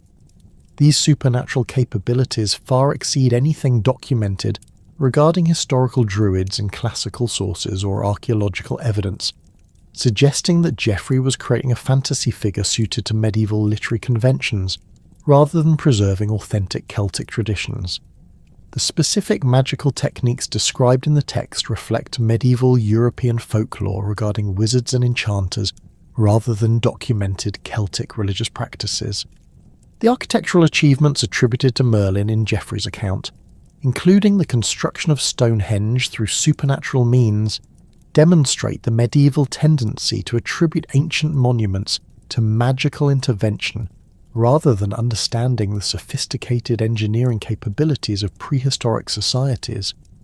Geoffrey's description of Merlin transporting the giant's ring from Mount Kilaraus in Ireland to Salisbury Plain through supernatural levitation reflects medieval inability to comprehend the actual construction techniques employed by Neolithic builders. This literary explanation for Stonehenge's construction became widely accepted throughout medieval Europe despite its complete lack of historical foundation. The political functions attributed to Merlin in Arthurian literature reveal systematic expansion of historical Druidic advisory roles to include direct manipulation of royal succession and the supernatural validation of the political authority. Geoffrey's account of Merlin's role in arranging the conception of Arthur through magical deception of Igraine demonstrates the transformation of historical Celtic concepts of sacred kingship into medieval fantasy narratives. The elaborate supernatural mechanisms described in these accounts bear no relationship to documented Celtic royal inauguration ceremonies or concepts of divine kingship preserved in historical sources. The development of Arthurian romance during the 12th and 13th centuries further elaborated the figure of Merlin as the archetypal wise counsellor whose supernatural knowledge enabled him to guide Arthur's reign while foreseeing its ultimate tragic conclusion. The French romances of Chrétien de Troyes and Robert de Boron present Merlin as possessing complete knowledge of past, present and future events, while maintaining the ability to manipulate natural and supernatural forces to achieve desired outcomes.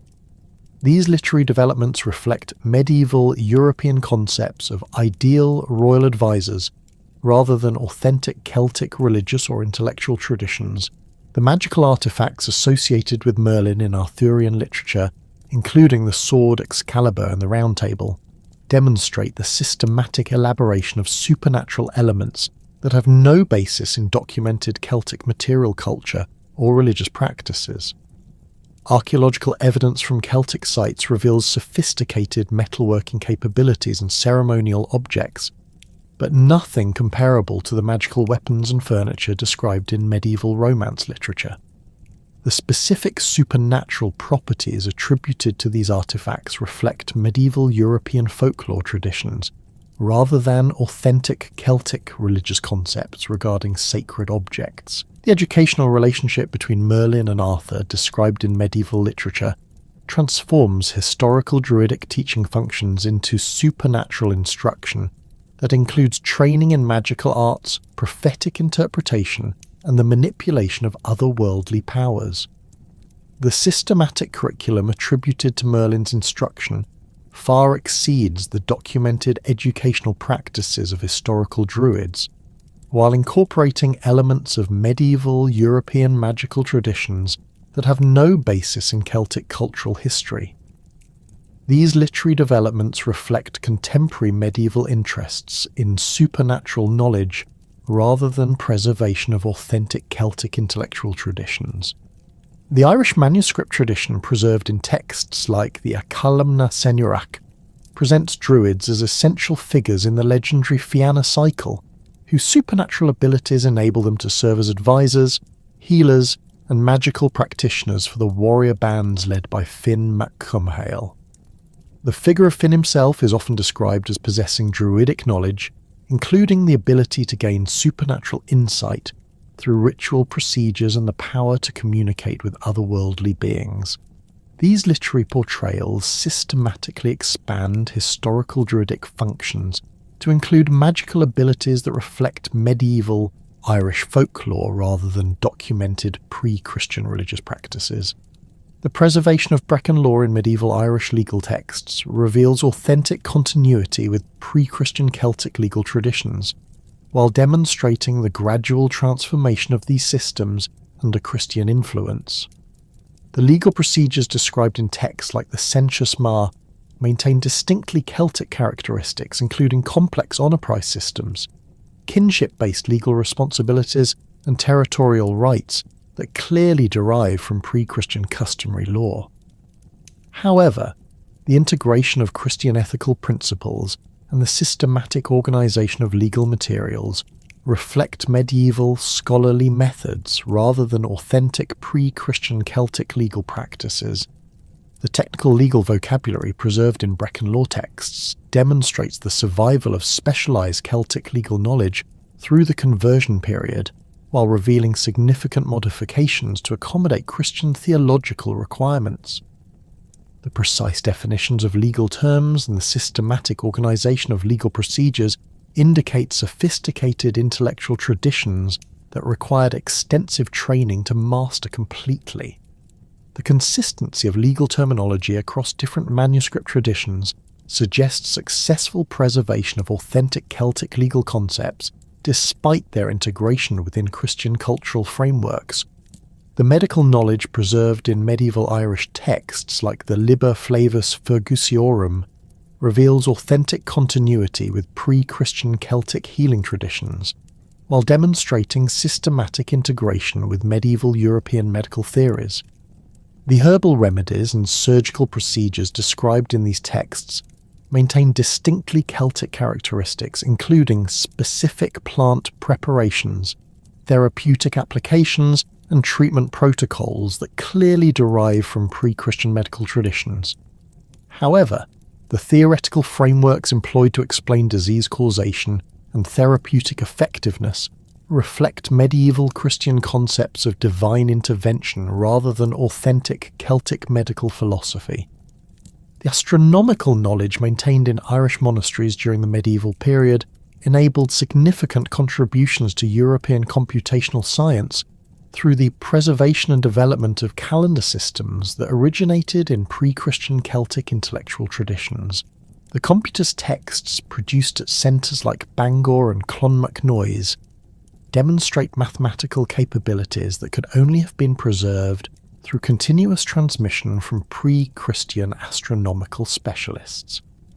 The precision of these calculations and their integration with Christian liturgical requirements reveal successful adaptation of Celtic scientific knowledge to medieval European scholarly contexts.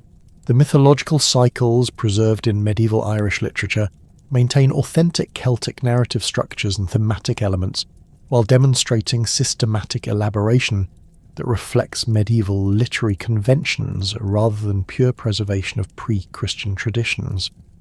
The mythological cycle, including texts like Le Borg Bala Iren, presents elaborate origin narratives that integrate Celtic creation myths with biblical chronology through sophisticated genealogical reconstructions.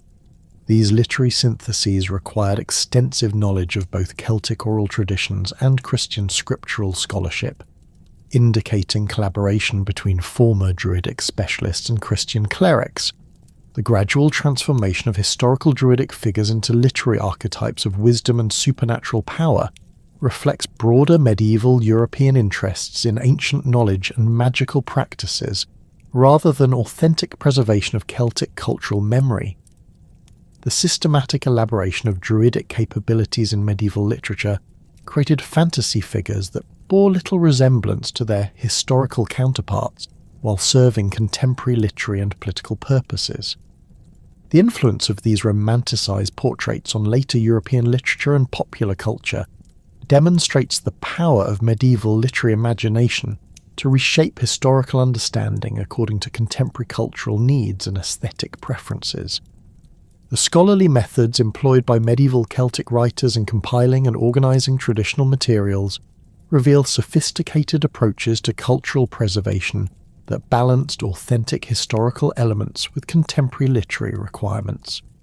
The systematic organization of legal texts, the compilation of mythological narratives, and the preservation of technical vocabulary demonstrate intellectual capabilities that maintained continuity with pre-Christian Celtic scholarly traditions while adapting to medieval European academic standards.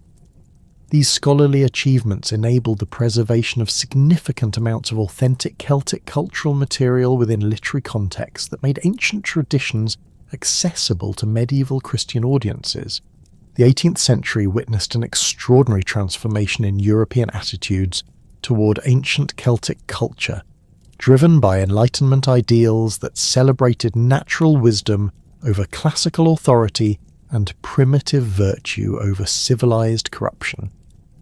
This intellectual revolution found its most influential champion in William Stukely, whose antiquarian investigations at Stonehenge and Avebury between 1719 and 1724 fundamentally reshaped European understanding of prehistoric Britain while establishing the foundation for modern Druidic revival movements. Stukely's meticulous field surveys employed innovative measurement techniques and systematic documentation methods that represented significant advances in archaeological methodology. Yet, his interpretations reflected contemporary philosophical preoccupations rather than empirical analysis of the evidence he so carefully recorded. Stukely's Stonehenge, a temple restored to the British Druids, presented the monument as the surviving remnant of a sophisticated ancient religion that embodied natural philosophical principles superior to both classical paganism and contemporary Christianity. His detailed architectural analysis revealed genuine insights into the monument's construction phases and astronomical alignments, but his attribution of the entire complex to Druidic builders reflected wishful thinking rather than archaeological evidence. The chronological framework Stukely employed placed Stonehenge's construction during the period of documented Druidic activity in Britain, ignoring the monument's actual Neolithic origins by over 2 millennia. This fundamental chronological error became deeply embedded in popular consciousness, and continues to influence public perceptions of Druidism despite overwhelming archaeological evidence for the monument's much earlier construction.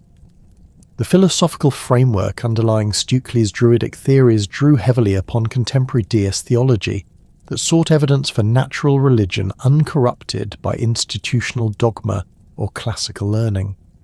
Stukely portrayed the ancient Druids as monotheistic philosophers who worshipped a supreme deity through observation of natural phenomena and astronomical cycles, making them proto-Christians who had achieved religious truth through reason rather than revelation.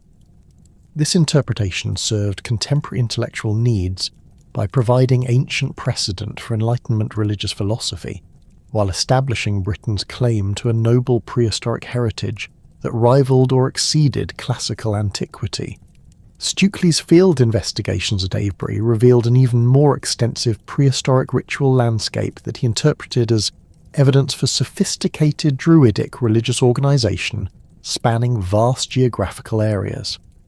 His discovery of the West Kennet Avenue connecting the stone circle to other monuments demonstrated genuine archaeological insights that anticipated modern landscape archaeology by over 2 centuries. However, his interpretation of the entire complex as a massive serpent temple dedicated to Druidic worship reflected symbolic thinking rather than empirical analysis of the archaeological evidence. The elaborate mythological framework Stukely constructed to explain Avebury's layout and function created a compelling narrative that influenced antiquarian thought throughout the 18th and 19th centuries. The impact of Stukely's work extended far beyond academic antiquarianism to influence broader cultural movements that sought alternatives to established religious and political authority. His portrayal of ancient British Druids as wise legislators and natural philosophers provided intellectual ammunition for political reformers who argued that Britain's ancient constitution embodied principles of liberty and justice that had been corrupted by Norman conquest and ecclesiastical tyranny. The idealization of Druidic society as a golden age of natural democracy and religious tolerance served contemporary political purposes while establishing mythological foundations for emerging British national identity.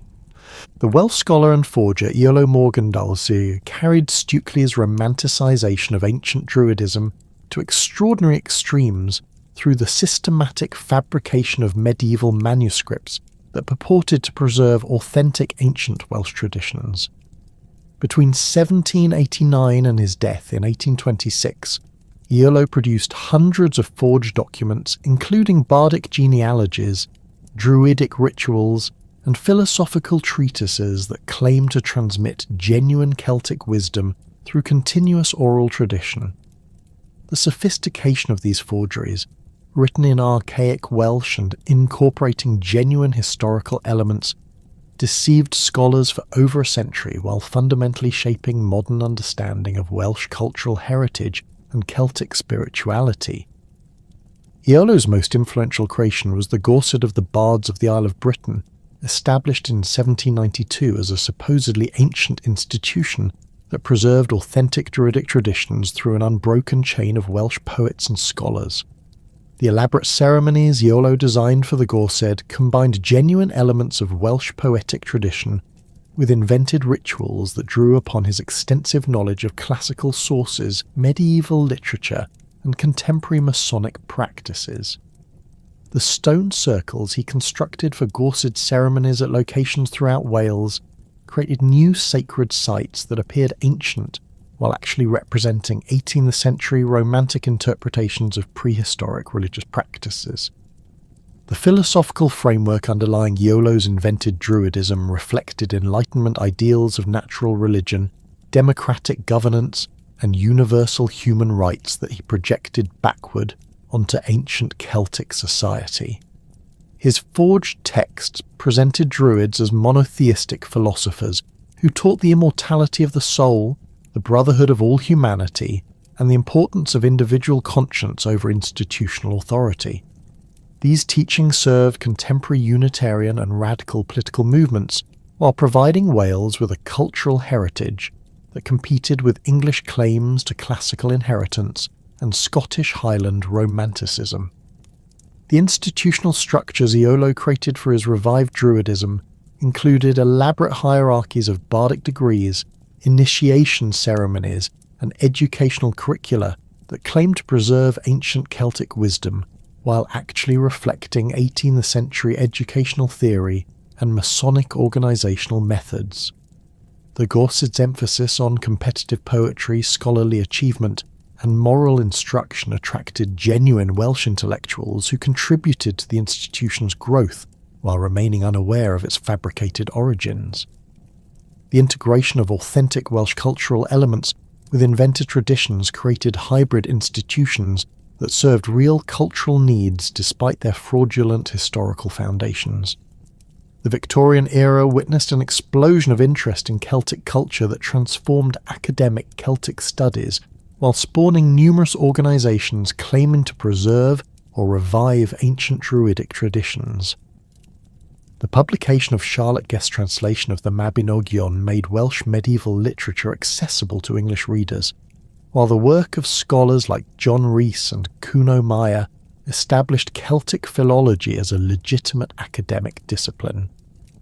Archaeological discoveries throughout the 19th century gradually revealed the genuine complexity and sophistication of prehistoric Celtic civilization, while simultaneously undermining romantic theories about Druidic construction of megalithic monuments.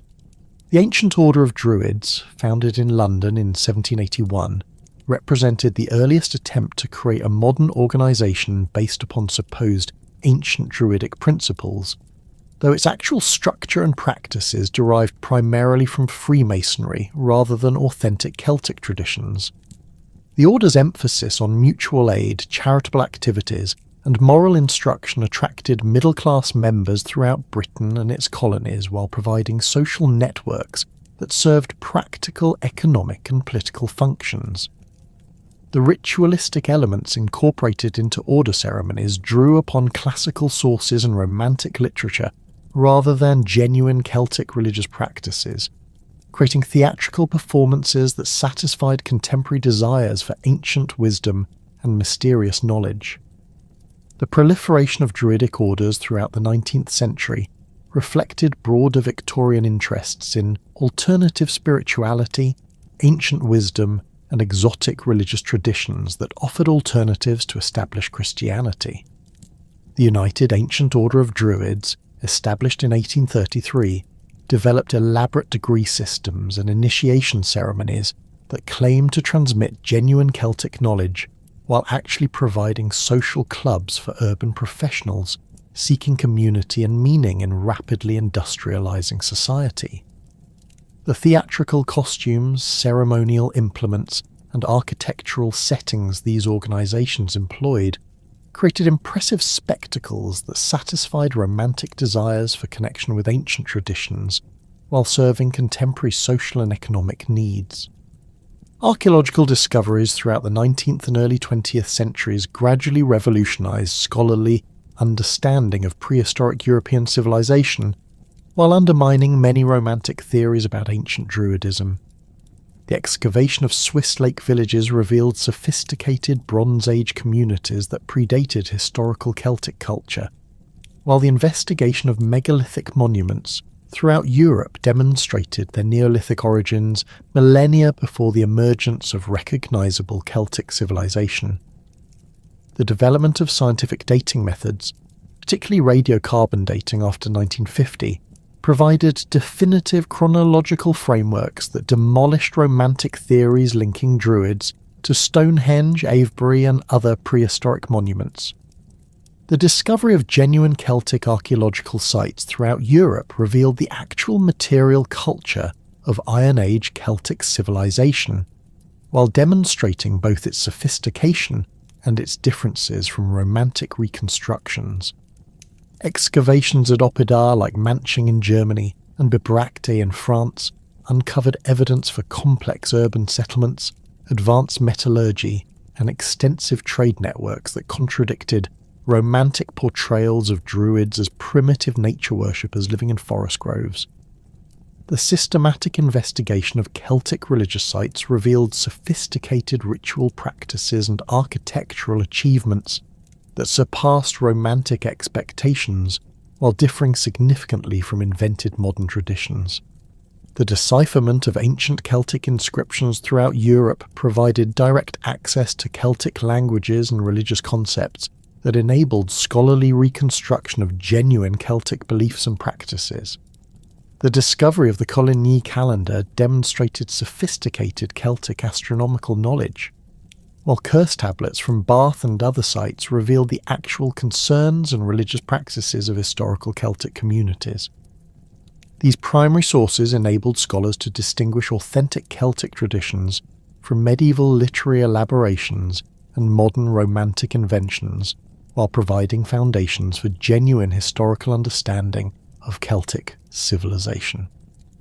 The development of comparative Indo-European studies during the late 19th and early 20th centuries placed Celtic culture within broader linguistic and cultural contexts that revealed its genuine historical relationships and developmental patterns.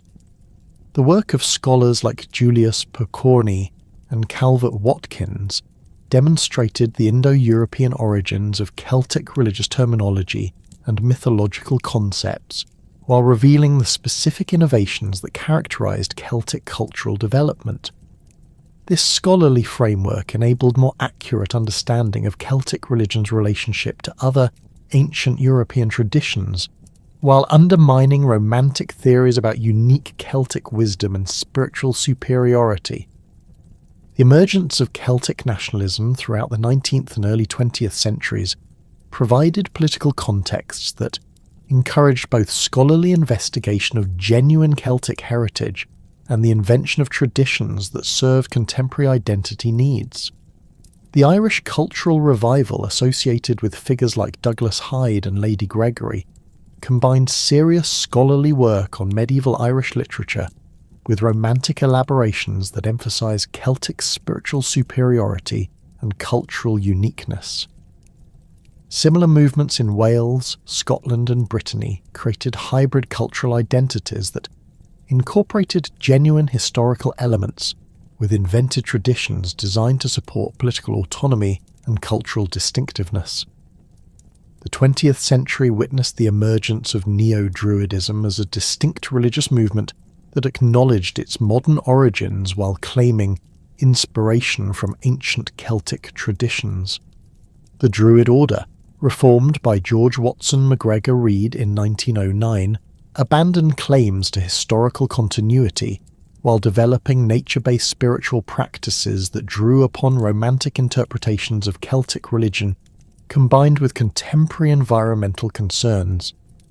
This approach enabled the creation of meaningful spiritual traditions that served modern needs while avoiding the historical falsifications that had characterized earlier revival movements. The influence of Wiccan and other neo-pagan movements upon modern Druidism created syncretic religious traditions that combined elements from various sources, including Celtic mythology, classical paganism, and contemporary environmental spirituality. Gerald Gardner's Wiccan revival during the 1940s and 1950s established precedents for creating modern pagan religions that claimed ancient origins while acknowledging contemporary construction. The interaction between Wiccan and Druidic revival movements produced hybrid traditions that emphasized seasonal celebrations, nature worship, and goddess spirituality, while drawing upon diverse historical sources for inspiration and legitimation. Contemporary Neo-Druidism encompasses numerous organizations and traditions that range from scholarly historical reconstruction to to creative spiritual innovation based upon Celtic themes. The Order of Bards, Ovetes and Druids, established by Ross Nichols in 1964, developed educational programs that combine historical Celtic studies with psychological and spiritual practices designed for contemporary practitioners. The Andreacht Féin, founded by Isaac Bonewits in 1983, emphasises scholarly accuracy and Indo-European comparative methodology while creating practical religious traditions suitable for modern practitioners seeking Celtic-inspired spirituality. The distinction between historical accuracy and modern spiritual practice has become increasingly important within contemporary neo-Druidic movements, as archaeological and historical scholarship has revealed the actual complexity and diversity of ancient Celtic civilization. Responsible neo-Druidic organizations acknowledge the limitations of historical knowledge while creating meaningful spiritual traditions that honor Celtic heritage without making false claims about historical continuity or authentic preservation of ancient practices. This approach enables creative spiritual development while maintaining intellectual honesty about the relationships between ancient Celtic traditions and modern religious innovations. The academic study of Celtic civilization continues to evolve through new archaeological discoveries, improved analytical techniques, and interdisciplinary approaches that integrate material evidence with linguistic and comparative religious studies.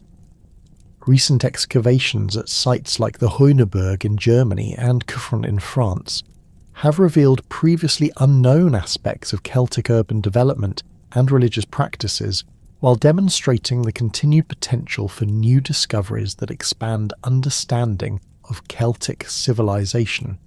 The application of scientific techniques, including DNA analysis, isotope studies, and environmental reconstruction, provides increasingly detailed pictures of Celtic society that both confirm and challenge earlier scholarly reconstructions. The legacy of Druidism in contemporary culture extends far beyond neo-Druidic religious movements to influence literature, environmental activism, and popular entertainment in ways that reflect continuing fascination with Celtic wisdom and natural spirituality. The portrayal of Druids in fantasy literature, films, and games typically emphasizes their roles as wise counselors and powerful magicians, while drawing upon romantic traditions established during the 18th and 19th centuries rather than historical evidence. These popular cultural representations serve contemporary needs for meaning and connection with nature, while perpetuating romanticized stereotypes that differ significantly from historical Celtic religious specialists. The environmental movement has found particular inspiration in romanticized portrayals of Druids as nature-worshipping philosophers who maintained harmonious relationships with the natural world through spiritual practices that emphasized ecological balance and seasonal rhythms. Contemporary environmental activists often invoke Druidic imagery and concepts to support arguments for ecological preservation and sustainable living, while acknowledging that their interpretations reflect modern concerns rather than authentic ancient practices. This symbolic use of Druidic imagery demonstrates the continued power of Celtic cultural symbols to inspire contemporary movements seeking alternatives to industrial civilization and mechanistic worldviews. The scholarly consensus regarding historical Druidism emphasizes their roles as educated specialists who maintained legal, religious, and intellectual traditions within Iron Age Celtic society while possessing sophisticated knowledge of astronomy, medicine, and natural philosophy.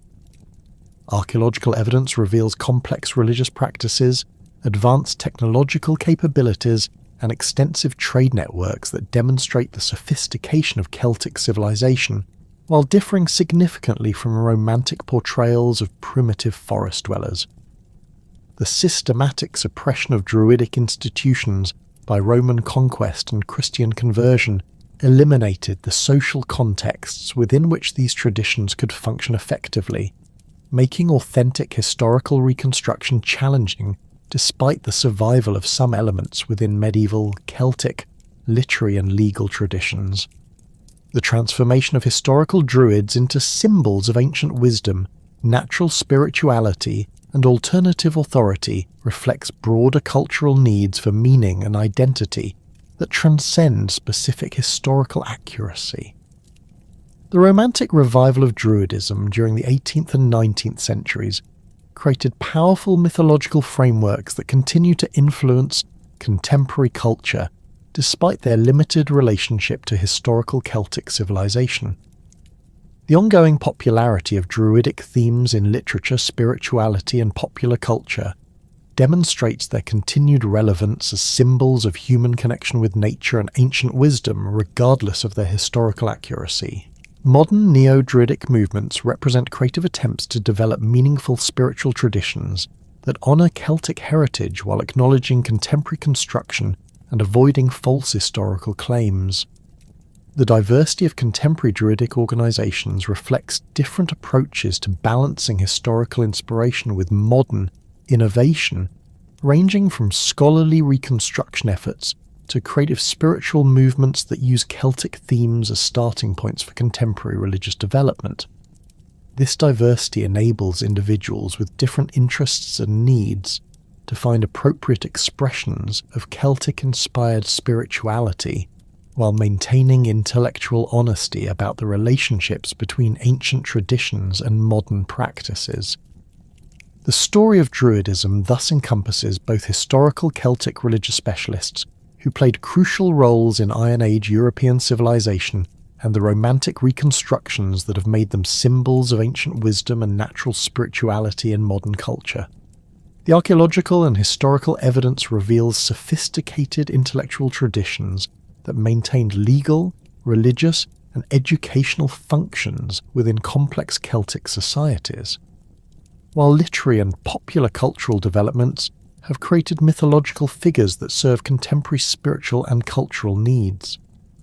Understanding both dimensions of Druidic legacy enables appreciation of genuine Celtic cultural achievements while recognizing the creative power of Romantic imagination to reshape historical understanding according to contemporary values and aspirations. The enduring fascination with Druidism reflects fundamental human needs for connection with nature, ancient wisdom, and alternative forms of authority that transcend conventional institutional structures. Whether through scholarly historical reconstruction or creative spiritual innovation, contemporary engagement with Druidic themes continues to provide meaningful frameworks for exploring relationships between human consciousness and natural environments.